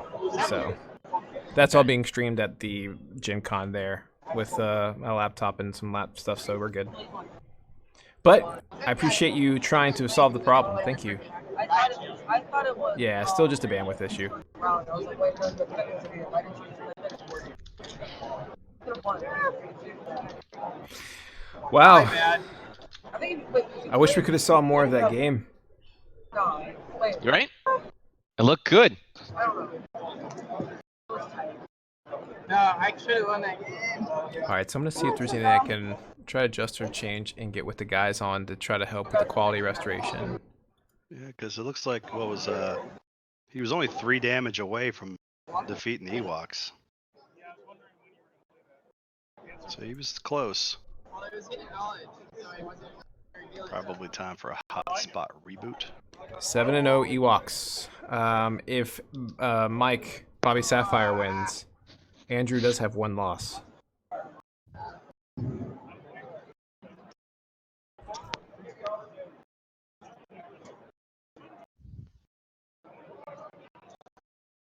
Yeah, the guys have stepped away from the table, so there's really nothing there at this I didn't point. get a freaking convergence to get ready your first target to fire. Even so, I'm curious how the round would have gone if I had not freaking forgot that you could do. Yeah, Bobby has 1 loss, not... Okay, Bobby has 1 loss, not Andrew. Got it. Yep. J-Man, let's calm down. Like, you convergencing a target acquired is fine. Like, if you want to spend 2, like, that's fine. In theory, do 1 and then claim myself. So Yeah, my yeah, thought was, I do 1. Oh man, the So now The they're bad running through beats plays. I'll turn this up for the tough to people. hear. The bad beats are I had tough a to pickle hear. in my hand. Man. So by doing 1, I'd force you to claim to prevent the loss, and then I'd be able to play pickle, roll it out, and have a bunch of rerolls. All right, that's reasonable. There you go. Oh well. Now I agree with that. Good game, by the way. Yeah, good game. Close. Dang it, I'm gonna be punching myself over that, right? Don't worry, it's just like forever commemorated on stream. I know, Watch right? it as much as you want. Love it. At least it's not commemorated in high def. Yeah, right. You can claim. You can claim that things would have gone differently. I've got a rigged off for 5. And I don't know, I passed me at 3 damage now. He passed, and I would have done, he would have done. He's like, alright, it sucks.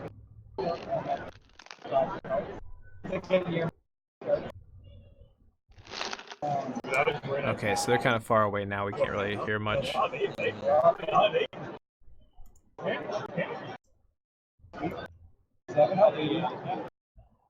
Alright, so we're getting ready for round 8, the last round of Swiss for Star Wars Destiny North American Championship, Gencon 2019, guys. So we're going to see this amazing match of Swiss before tomorrow.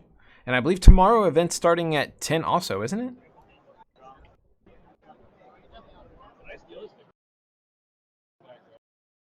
I'm going to look that up just to confirm, unless anyone in chat. 9. Okay. Thank you, Inception.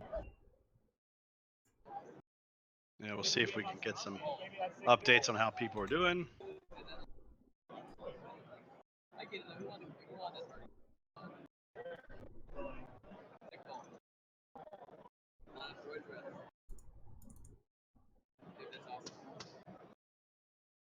how my game would have been. But I would have won the Ewok match playoff tomorrow. Yeah. Top of action. They get a massage or a freaking top one. So I think you're the. I don't know. There's possibly another one. I only knew one person. Yeah, so I guess if we're talking about other decks, the Raylo deck is sick. I think I haven't found one build that I'm super like happy with. And I think it's too reliant on getting values out of the special because the rest of their dice for 15 points just isn't impressive. But I don't know, it's cool. I lost to it the other day. I was playing Droids, and the push and pull of if I grab shields with 3PS die, Kylo is just doing, upward bounds of damage that I can't stop. And then Maul Saber goes on Rey, and now I want the shields back all over again. It's interesting. Yeah, we were having that conversation earlier. Current Raylo build has about 40 some cards. I can't quite land on one area to. Yeah, I think there's a lot of different discussions. It's like, you can consider, right? Like you want some amount of like redeploy weapons, right? At 3, right? You have like some pretty solid options. You have dagger, you have Ray Saber, you have heirloom. I would play definitely like the first dagger over the other ones, and then it's just like, do you value the shield side more, like the instant shield, or is like just like the base melee sides of heirloom what you want?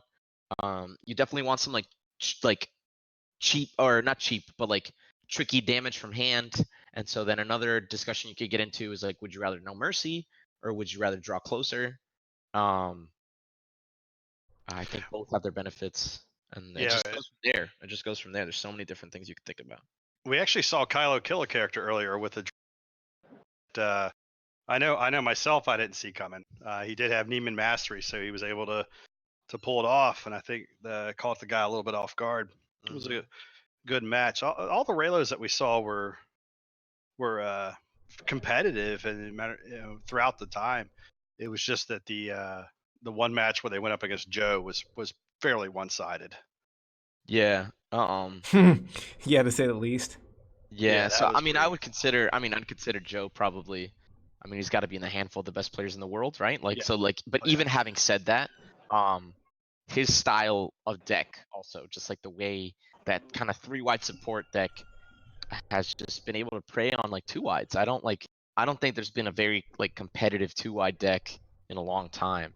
I think the game has just, with the advent of indirect, with the advent of these very, very cheap support characters, have just made stuff like, has just brought the game to where, and the difference between supports and upgrades. Like, it used to be that supports were like these super expensive, unplayable, fun cards, right? Like U-Wing and Millennium Falcon. Like, oh man, like getting these things down is so cool. The upgrades used to be where it's at, but it's switched, right? Like now we're getting excited about upgrades that we wouldn't even consider playing before, and then the supports have just been off the charts.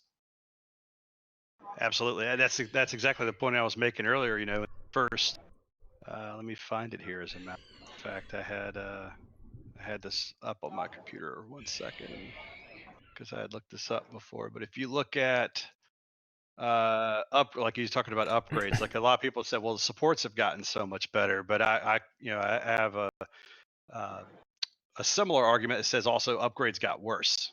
You look at throughout the Awakenings era, we had 6 pretty decent weapons that had ambush, and then once Legacies came around, you added on the hidden blaster.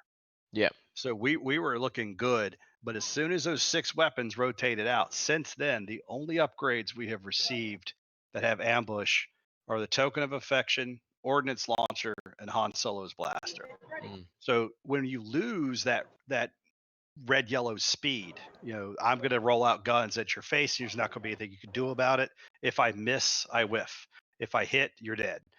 That, like you said, that style of play has been pulled out completely. Like you said earlier, just to your point earlier, characters have gotten bigger. There's more health. There's less of this just I'm gonna action sheet roll and hope. For sure. And even I guess in the non-action sheet, right? Like the ones that are just Yeah. trying to add value, redeploy has more value when you have 3 bodies anyway. Like how many times Yeah. how many times have you played a game of Death where they play the redeploy guy and it's like, I don't know, because you're also every deck has some amount of indirect, you're like, well, I'm just gonna switch gears for a second and then I'm gonna action sheet. You're like, right? Like that play where your opponent's trying to get their full value out of the redeploy weapon. It's like it's too easy to play around when there's only another body to go to. So it's kind of interesting. So like I'm happy that a deck like Raylo is somewhat viable because that style of play, like I don't think we've seen be good since like Legacy's meta. Exactly. Since like R2P2, for example. Let's see here. You bring up a great point. Let's see. In the Awakenings block, we had 4, 6. We had 9 redeploy upgrades. Mm-hmm. And since then, we have significantly more 2, 6, 7, 10, 13, 16, 18 cents. Mm-hmm. So that's, obviously twice as much. I don't think we can all do the math on that, but definitely, obviously the value went from having a few ambush weapons to having weapons that move around. So I like it. I do like the idea of having high aggro roll and resolve. I think it's good for incoming players. I think it's great for incoming players, but and I think, but also think that losing that is what's allowing some of these support decks to just roll over top of everybody. There's nothing to keep them in check. We've got 3 wide, like you said, when you got 3 wide health, and if you're not killing a character turn 1, or by the end of or at the beginning of turn 2, it's against you. So you almost if you can't beat them, you have to join them. You have to come back with a 3 wide deck. And then and the 3 white decks can do both, right? Like so many people, it's as soon as like the first upgrade goes in, it's like, oh, I'm just an upgrade deck. It's like, or the first support deck, I'm just a support deck. There's also the possibility of just like, why don't you just play the best dice cards? And like sometimes it's on a support and sometimes it's on an upgrade. Let's see. I'm gonna keep up with some chat. So Exception says that we have 3 Ewoks, 2 Satine droids, and a Raylo in top coat that are 6-0. So that's nice. I'm still amazed that like, I guess the droids package was so good that there's gonna be different packages, but that we have to call it Satine droids, right? Like, I guess Satine and Chopper. I just like, I've had this conversation with multiple people about Han, and I don't get it. Like, what's the appeal? Like, why would you play Han over Satine? I mean, people are essentially, instead of going for the ramp and the support, they're just trying to get the blasters and just trying to get. But I mean, it's shown to not really work as well as the Satine ramp. Or the Chopper aggro. Like, I think it's just trying to do both, and it doesn't like. It's just another kind of saying from other, like the way so I'm not a deck builder. Like there's like a whole half of the game that I don't really participate in. I like to tune. I like to like those last 2 or 3 meta calls for my local is what I like to do.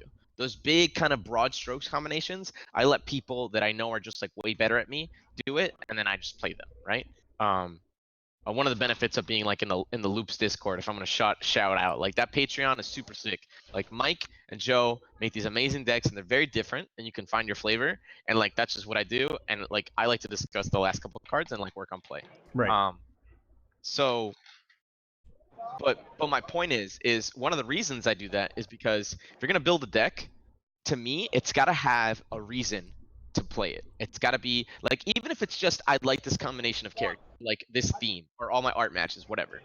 To me, you have to do that. But also, if you're actually gonna be legitimately competitive, one of the first rules is your deck better not be a subpar version of something else, right? So like, it's got to be the best in class at what it's trying to do. And so for me, I keep on asking, like, why Han? Like, because if you say you want to be fast, play Chopper. Right. And it's just like, oh, but I also like the supports and the resources. It's like, well, then play Satine. Like, if you value the flexibility, you could argue that there's flexibility and Han has like another nice pseudo focus or whatever. And I guess the upgrade package is different. Like I guess Han can play the Vibro Blaster, right? Han is a scoundrel. Okay, so there you go. That's the kind of things I'm looking for. Like something that I haven't thought of. That's reasonable. So now my entourage starts at +1. Okay, that's an argument to play it. Or like I want to play the unblockable blast. But it's just like it's those reasons that you have to use, I think, to sell your means fair. Okay, reasonable. Okay, got it. I see its appeal. I still would argue that the other things are doing what Han is doing better, but you need to come up with those reasons as to why this is why I'm playing this deck. Like never play a bad something else, play the best version of what it is. And I think a lot of people get stuck on that. We also, we've had a short amount of deck building time. And I think Satine was the pretty obvious pairing for that come out. So then you start going, okay, because I do this a lot. I go, okay, Satine seems obvious. What's the less than obvious that people are overlooking? And then when people slotted Han in, we only really had one. But I think we might have had, how many tournaments have been streamed since the set released? We had the Bama tournament. One or two. Yeah, and we got to see kind of the Android deck perform well in one tournament, and I think that also turned people into, hey, let me use Han over Satine. I still think Satine is the natural partner that fits into that because of, like you said, the ramp, and if they leave her alone, honestly, over time that she could deal out 4 indirect on her own. She does 4 damage too, is the thing, right? Like she does 4 damage too, is the wild thing.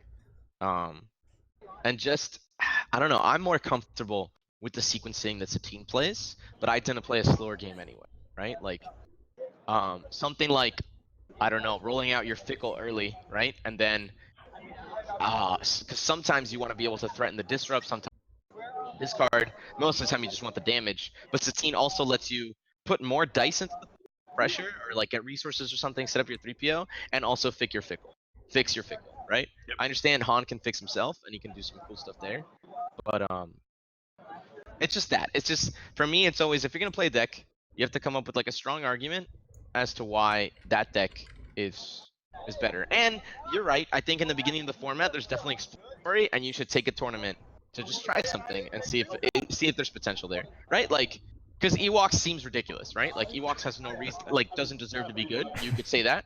But look, here we are now, and apparently, I mean, we're talking on stream about how it is. So someone's got to try it out, the crazy thing, and sometimes it works.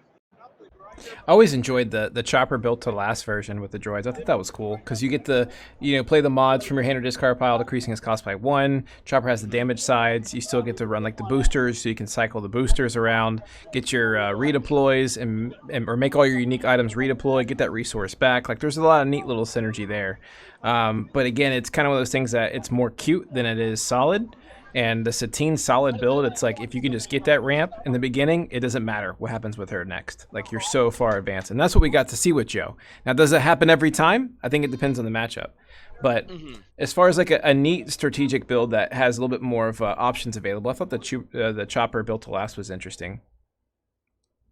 Yeah, definitely. All my boys are on Ewoks. What would I do then? I mean, look, if the entire team is on a deck, like I have to listen, right? I have to be like, all right, cool.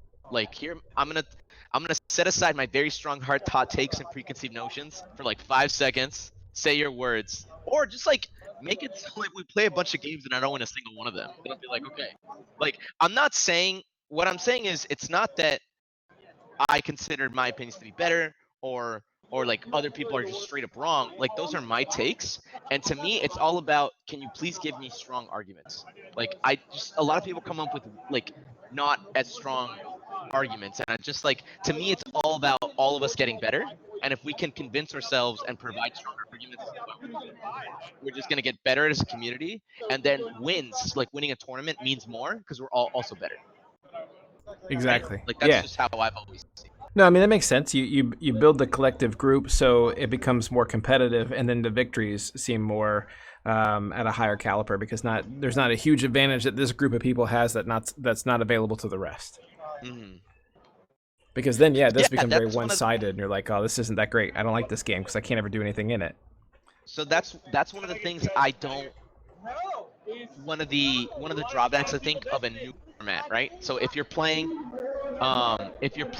a, let's say Spark of Hope came out a week ago and we're in Gen Con, right? A lot of people would see it as, oh, this is so exciting, it's so new, it's an open field, like this is gonna be great. To me, that's not what you want. It's gonna make it so the independent players or the people that don't have a strong a play group at a disadvantage. Because if you have a week of time and the top players dedicated like hours, they're gonna come in with a better deck than you. So to me, I like those half solved formats. I think those when the meta is kind of stale, not stale, excuse me, but it's kind of crystallized, and there's enough space for someone to innovate. I think that's when I see the coolest advantage and makes it the most open field. I think when it's all the way at the end, everyone has the same amount of information, and it's kind of like it might be too solved. And at the beginning, I think it just leaves space for people with stronger play groups. But that middle is like, to me, it's the sweet spot. So here's going to be a little rough. We have an exact mirror of Satine and C3PO R2. So we got a Hyperloops player on the left, and just to confirm, who are we seeing here? No, I think is that Satine or Chopper? Is it Chopper? Is it? It might. Yeah, it's Chopper. Otherwise, that's a really fat Chopper. Satine. Yeah, we have a Chopper. 'cause- Good. So it's Chopper, C3PO R2, and Satine.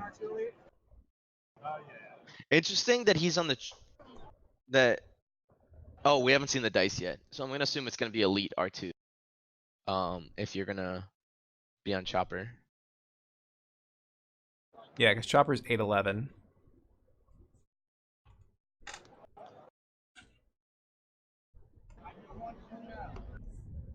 Yeah, and we see the plot over there in the top corner. Yep, Chopper. Here we and go. we'll just We see who's just the Elite. wow. We just got a little boost to signal here. Love it. So I think Alright. I messaged Andrew. He was trying to get it, I believe, in a different spot, possibly. All right, let me get a hold of him real quick. I'm gonna call him. Right back. All right. And the guy in the white shirt's still there. I can see him more clearly now. Nice.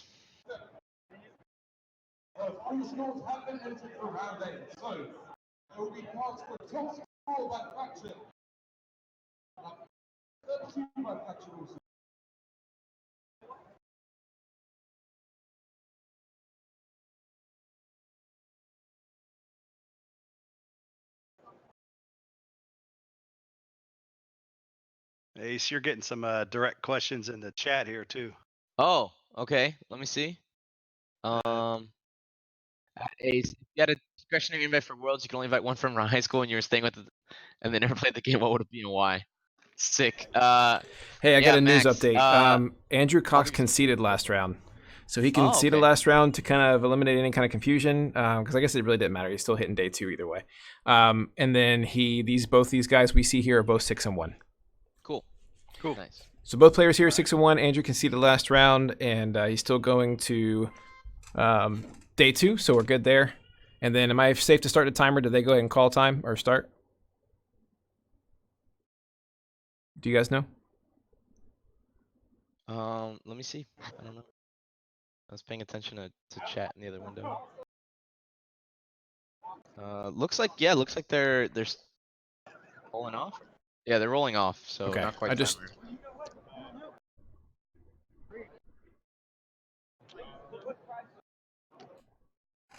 Starting at this point, just in case they did call start.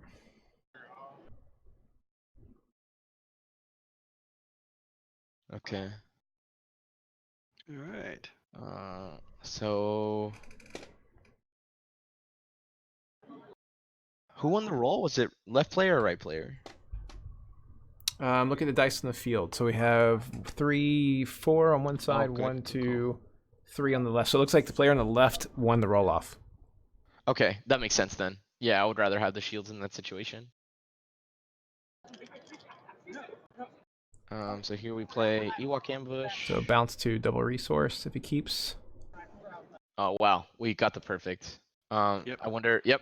Wow. So it's that play Yep. we talked about. That's like the danger. There it is. 2 resources removed, shut down, perfect.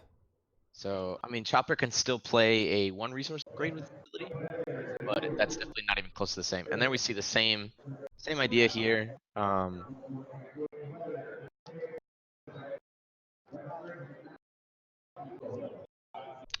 Hit the natural 2 sticks though. That's right. He was on 3-1 and then lost those.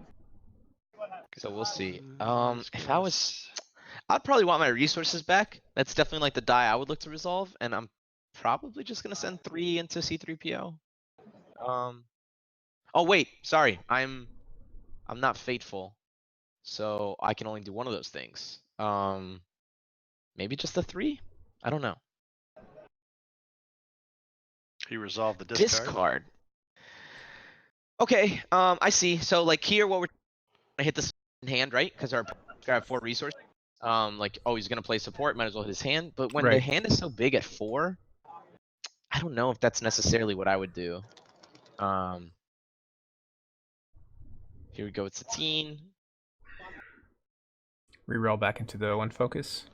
Interest. So yeah, I mean, from what his play is, I can assume that he doesn't necessarily have that he's trying to chain ramp if he's trying to reroll a focus. So I wonder what he's looking for. I didn't get to see his hand. Okay, No, salvage arm. yeah, he drew a seize the day off Yep. the Droids Day out draw. That's the only thing. So we'll see something cool next round. So we have a salvage arm there, so it looks like whatever Chopper's die is gonna get increased.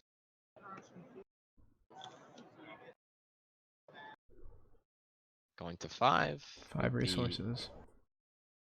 With feed. I wonder if he just doesn't have the support. And he's just trying to get as much money as possible to go into the next round. So there we see 4 damage. 4 damage. Mm-hmm. Wow. First aid.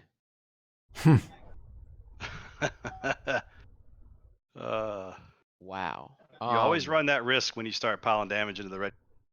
Of course, but to Yep. even I love it. I don't have the stones. I would play field medic for sure. But Yeah. I love this. That's all the momentum is essentially undone with 1 card. Stay strong, stream.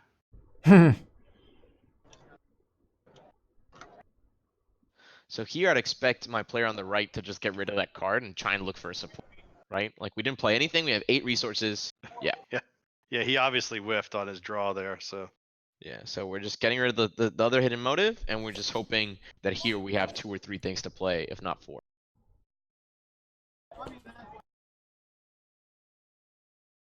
Looking at our thing, we got. See, that's the worst kind of upgrade you want in this matchup. The hand cannon against like a really aggressive deck like that. It makes it so it can snipe your value off the table. What else? I see a fickle, but otherwise nothing really exciting. Which is unfortunate when you have all those resources. Probably gonna play it on Satine. I think I'll play it on R2. I would lean towards R2, just because maybe he's only playing the 1 Ewok ambush, but it lets you get these spiked kills later in the round. But I think we're just seeing a classic style of like all ramp decks, which is called drawing the wrong half. Usually your deck is going to be like, all half the supports that you need, Right. and then half all the tricks that make it possible. And sometimes you just draw the wrong half of your deck and nothing's going to happen. But yeah, this is. Oh, okay. No, we Here have we go. Entourage as well. Yep, Entourage there. So he's Okay. Yeah, he's set. And Okay, is that a Chewbacca's blast? What is that? Chewbacca's blaster. Okay, spreading the love. Got it. Man, Chewbacca's blaster. I was just like, because that card came out in Convergence, but it just wasn't played. And now it has We're like seeing a it perfect now. home. Wow. Oh, Convergence. Convergence. Wow, Yep. that's so good. Nope. Now he's I down was to kinda 3 like- resources. I was kind of dunking on Convergence. Was like, oh, I could have gotten rid of your target acquired, but it's just like when you get rid of a Chewie's rifle, like I'm in.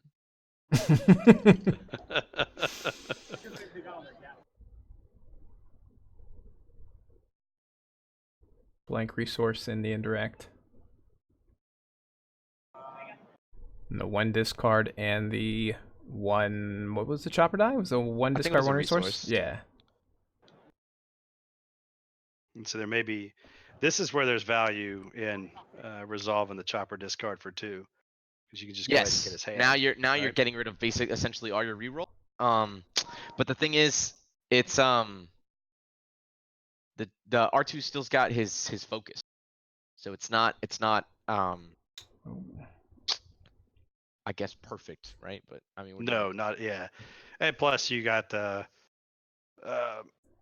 C3PO focus it and turn it to 2 when he resolves it. Mm-hmm. Still plenty of items So there. here we're But rolling R2. R2's just showing his strength here because he can go ahead and focus that into a 2.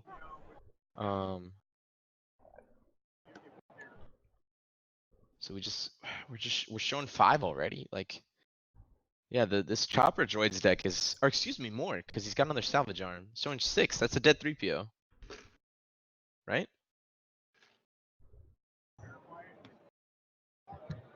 Yes. That is a dead 3PO. Awesome.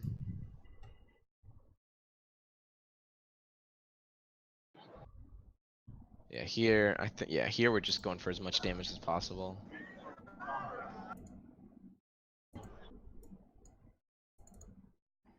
Showing 10 on the other side of the board.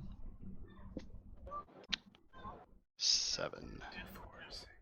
Oh, yep. And then the fickle. So here, I don't know why we're.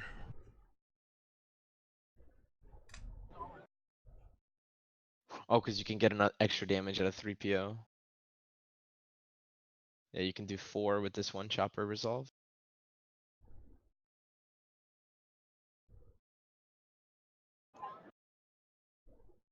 Changed up. Yeah, and I don't really know why.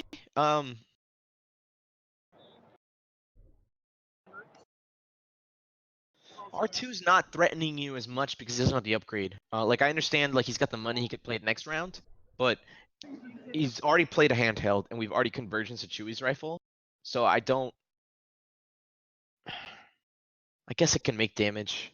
You have to turn off one of the sides, right? Like the target wasn't, and I guess arguably like both were gonna die anyway. Might as well take off some damage sources.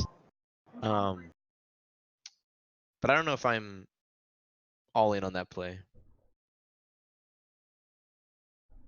All right, cool. Consolidating using your big tokens.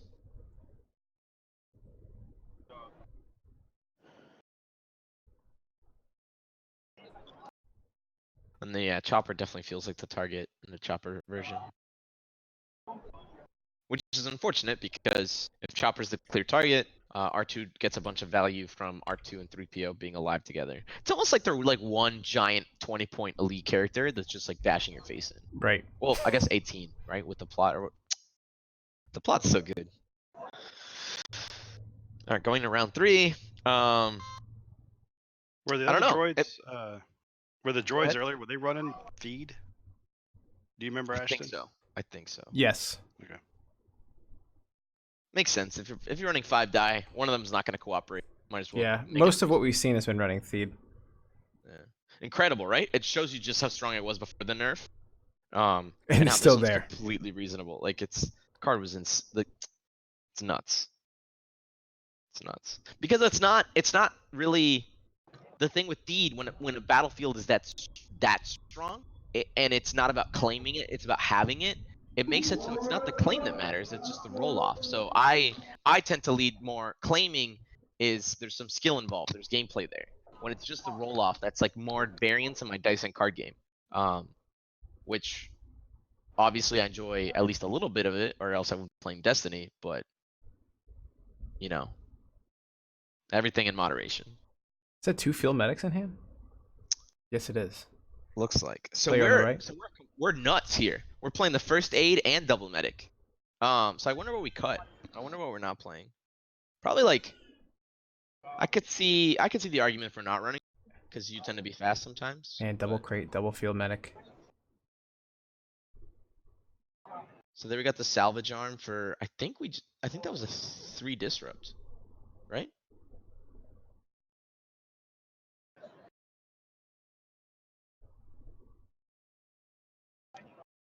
What about 3PO? So double blank. Oof. You can resolve one of those blanks as a 2 blank.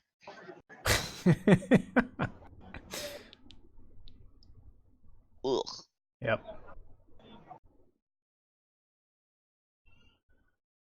Man, is there any card in the game? Well, I guess there's plenty. But like easy pickings feels like that's the card that like catches you up, or if you're ahead, just like shuts down the game. Especially Right. when those like 2 wide melee decks like decide to run like the 2 melee. Or my favorite, telling like Iden Beckett to just go home. Oh, my item is so consistent. It's like, get out of here. Right. I don't want your dice on the table. Just like let's make this an easy game.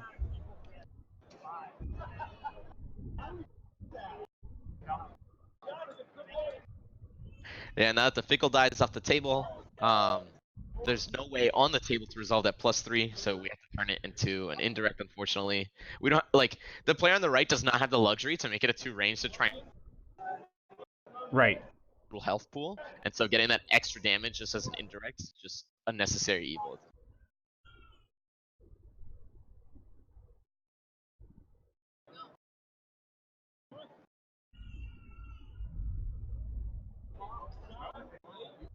Jeff, you still with us? I sure am. Okay. So make sure I didn't lose you. I got some Yeah, I really was- bad weather over here right now. I was catching up on stream and all that kind of fun stuff.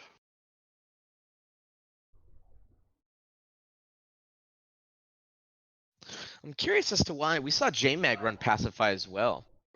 Generally, like in the very aggressive spiky decks, Pacify isn't really what you want. Like I understand you can use it on your own character, Right. but maybe that's just the state of hero right now. That it's not. It's It's just a cheap you don't have the removal. yeah, you don't have the luxury. So I don't. Without the resource generation that like the plot and 3PO resolves, I think our player on the right is very far. Satine needs to cooperate and basically just roll indirects for the rest of the. On here comes Druid's Rifle on the other side anyway. There it is. Yep. Again, just like what a good card that just did not have a home.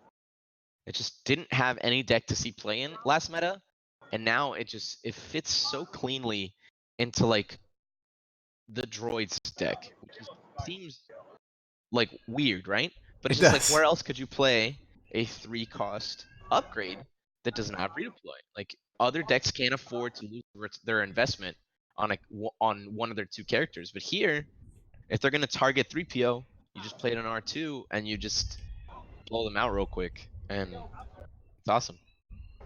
Sometimes it doesn't cooperate, but I mean that's every die in the game.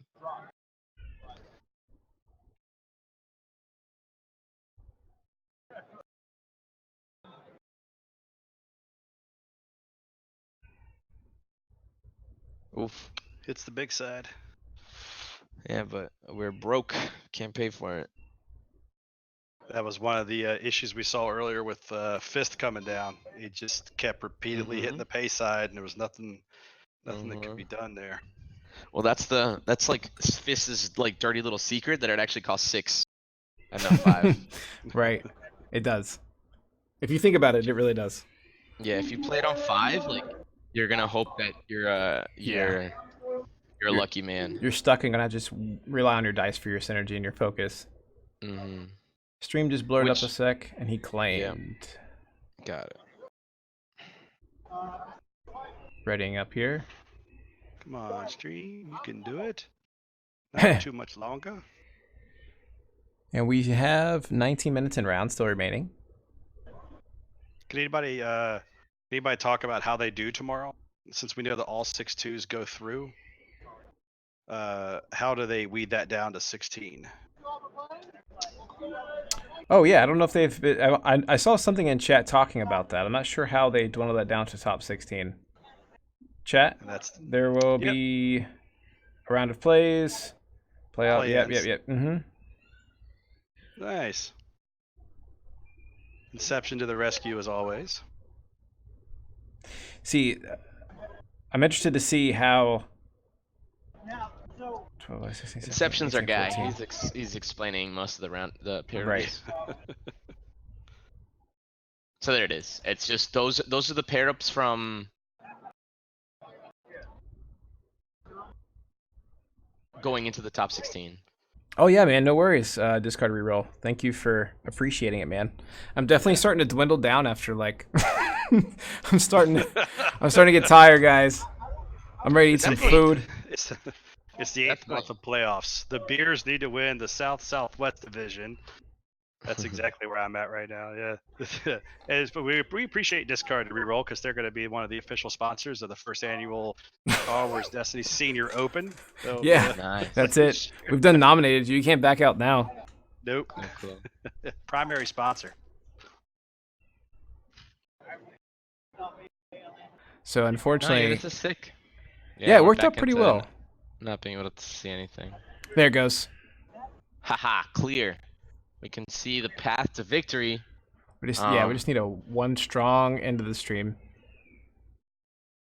You know, it's funny. I would argue that the player on the left is still advantaged, even though there's a lot of more damage on the table.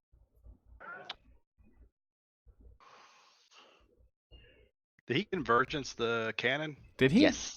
Sorry, it was yeah. Oh, you mean from earlier? Oh, okay. I thought you meant like again. I was He like, sure did. Nope. I Yeah. was just catching myself up. yeah, earlier So play. the- That was crazy. That's the high level of commentary that our people have come to expect today. Somebody There you comment. go.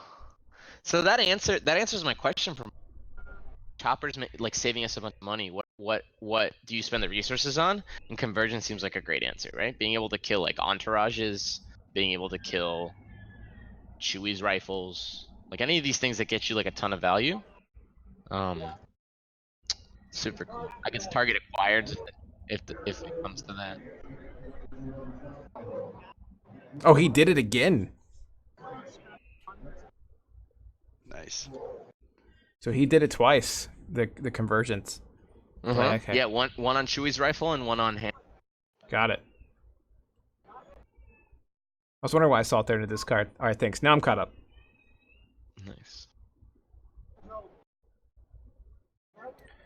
7 on Chopper.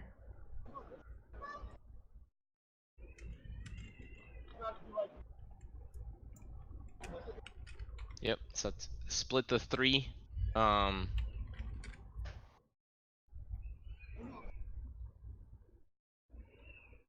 Here 3PO can do that as a. Oh my god, it's a 4. So much damage.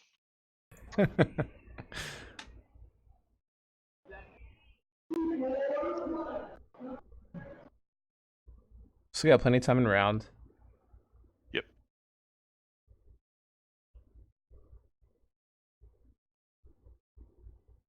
I haven't been able to see the counter all day because I've been watching it on this other feed here. So just now noticed it on the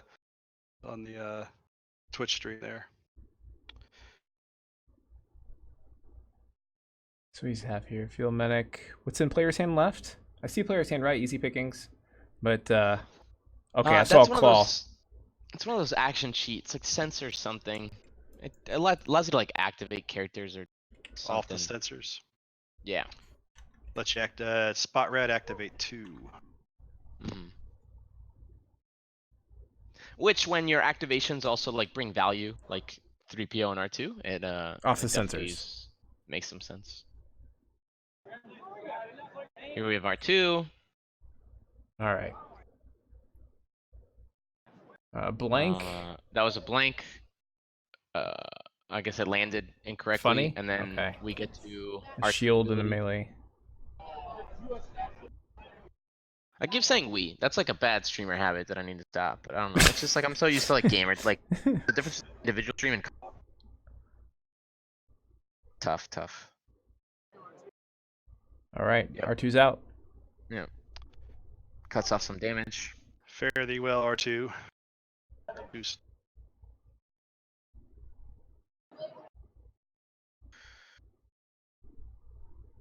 Looking at 4 damage from player on the left. Not quite enough to knock 3P off the table. So 5. Yeah, not enough to kill him yet. So we should have a victor next round, I would say. yep. It's tough. It's interesting here. Satine being alive, because now this is one of those situations Oh, He hit okay. the 4? So he had to go for the reroll, right? He had to try to get the 3 or the 4, and he happened to Wow. get the resource and the The 4. resource and the 4. But yeah, that needed to happen, or I think the Yeah. play on the right would just be too far ahead. So here's a super cute play that I hope happens. That we just easy picking both resources off the table.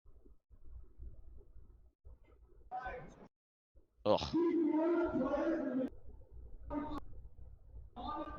I wanted that so bad. Just like Yeah, easy pickings both. I see what 3PO you're dice. saying. Yeah, that is true. That actually is a kind of a good play. So I like don't I have think you no would've seen idea that. if that's like just like super cute or actually good, but I'm super down to not take 4 in that Yeah, situation. he would have been alive into the next round unless he pitched a reroll, obviously. Because But 9's not that hard when you have salvage arm and 3PO. Granted, he doesn't have R2 anymore. Oh yeah, he doesn't have R2 anymore, so never mind. No, but he can pay the resource to pump still, right?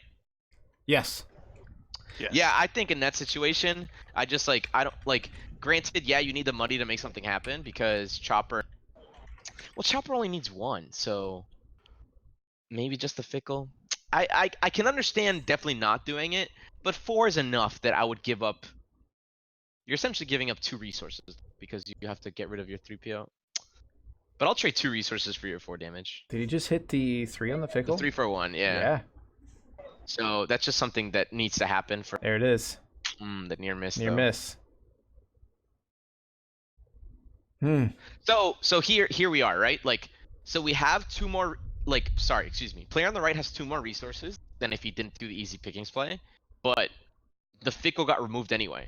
So how are we doing the damage to kill these guys? And now we don't have 3PO. Right, Okay, unless he we plays played a hand upgrades. cannon. Hand cannons. He's got 2 easy Right. pickings in hand still.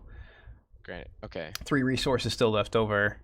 for sure. But player hand on cannon left, only has the droid one days out. side that kills Chopper directly, unless we roll 5. We need 5. So I guess 1 Satine side and a 3 indirect. But we no longer have the health buffer, right? Our opponent, I guess 9's big enough. I don't know. I guess that's a closer play than I thought. Now that I'm talking through it. So he still has 2 field medics If he's got medic, we're in a good spot. and Yeah, I'm easy pretty sure he's- pickings. I'm guessing we can't pick, right? Because if not, the snapping off the easy pick to me now, right? Those dice have to be different sides. Oh, okay. All right. Well, I guess we just want to think on the easy pick. I mean, it makes sense. It's such a powerful card. You want to make sure you use it at a good time. I think it was good. I think it was good there. Oh, 100%. No, what I'm saying is I was wondering why we paused. Like I was Oh, I wondering see. why we paused. Right.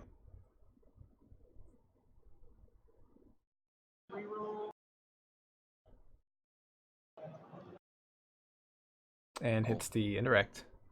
It's a 3 for 3. Yeah. Yeah, 3 for free. With the focus on Satine. Here. Field is medic. Another medic? Yep. Okay. There it is. Yeah, he's in a good state. Usually field medic feels like they're rolling over. We'll probably see a focus to the 2 on Satine. Crank 5 or I don't know. He's a thinking. It's just not as appealing anymore. The 5 is nowhere near as. But like I think you have to take it. Yeah. So he's gonna focus his first. So pitch to reroll and hits the blank. Yep.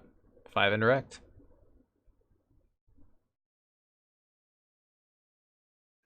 He's got And yeah, where's he putting it? 3 on 3PO and 2 there. Claim. Okay. So 3PO's got 1 and Chopper's got 3 left. So at least 2 dice need to be resolved for right. It's not just 1 hand cannon 3 indirect that can end it, which is allows for some opportunity. But the fact that no damage happened last round on that side of the table. he keeps bending on back. I can't quite see him. I think he's got a flee the scene, a seize the day, a near miss. So he's got some answers. He's gonna seize. There's the seize today. Okay, well played. Yep. Definitely got So melee. the 2 melee, two- is that I discard? think he just turned it into 4, didn't he? Yeah. Boom, boom. Still gonna be tough because he no longer has the dollar to pump 4 to a 5. Right. Scruffy.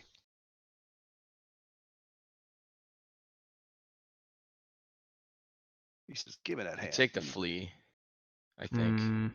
Near A miss. near miss. Yeah. I guess Satine can have focuses, or he can roll out fickle, force it. Like, I guess it's got its uses, but it's just the 2 dice would give me pause. Versus the Salvaged 1. arm is the 2 under chopper. Someone asked on stream. He probably didn't recognize it because of the red arm, so it makes sense that he has to ask. Yeah.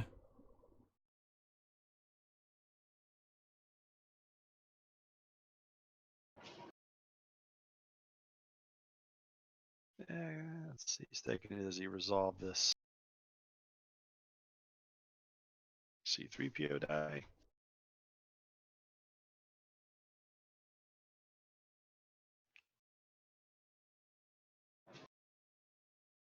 So he turned it to the 3. 3, right? 3.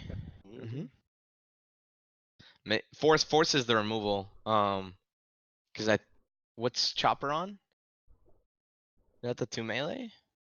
1 discard from the Oh, fickle. 1 discard. Okay. So there's 3. There's the 3. Does he not have removal in his hand? I thought I saw. No, I think it's all the upgrades that weren't drawn before. Yeah, right. He's in a bad spot. I don't know what this. You guys hear that thunder in the background? Yeah. The junk's serious. Man, the Florida. blast. Why? That's an interesting card to play in this deck. I think he's trying to end it right here. I think he knows he's behind. I don't know if the player on the left's been through all of his I don't know if he's got instigates or droids day outs or whatever else, but he's likely to pull action cheating. High likelihood of dealing 2. As it is right now, somebody's gonna die. I mean, if you've just. You've got to flee the scene here, right? You just flee the scene on both of the. I think fickle. He doesn't have the money. Oh well, you could play the other ride shield. Or okay, he used Chopper's power action to get the salvage arm To back. get the salvage arm back? Okay. Sure did. You can he can bait the opponent into just taking the focus. No, but the opponent wouldn't know he's seen the hand, right? Yeah, The exactly. opponent could have. Interesting. Yeah, I wonder. So this is gonna be where. So yeah, this to me is a mistake. You know your opponent has to flee the scene, and you made it so like now guaranteed to not kill, right? That was just if the play was to use Satine's focuses. So what happened there is that he just like spent 2 dice automatically and made it so the flee didn't have any cost. I'm gonna get rid of 2 out of the 3 dice that are left on the table. You're only gonna be able to deal 3 indirect. You're not gonna kill anything. If instead he spent one of his cards to reroll and possibly Satine rolls an indirect and stuff like that, now the 2 dice that he's removed, he's still able to use his other 2 dice. And so here, if the opponent on the left has any more action cheating cards, that's game, right? Which is interesting that he discarded the sensors card, but then opened with Seize the Day.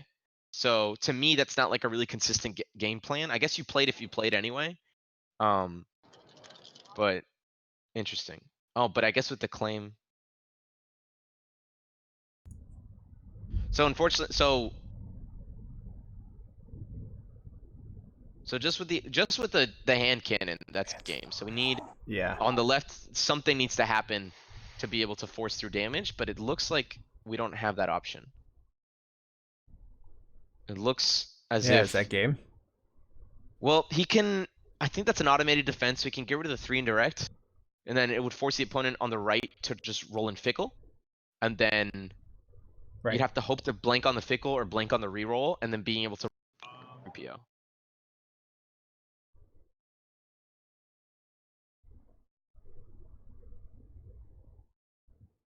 But yeah, as of now, Automated it's defense. that Yep. have to kill Chopper, or no, you don't. I guess you don't have to.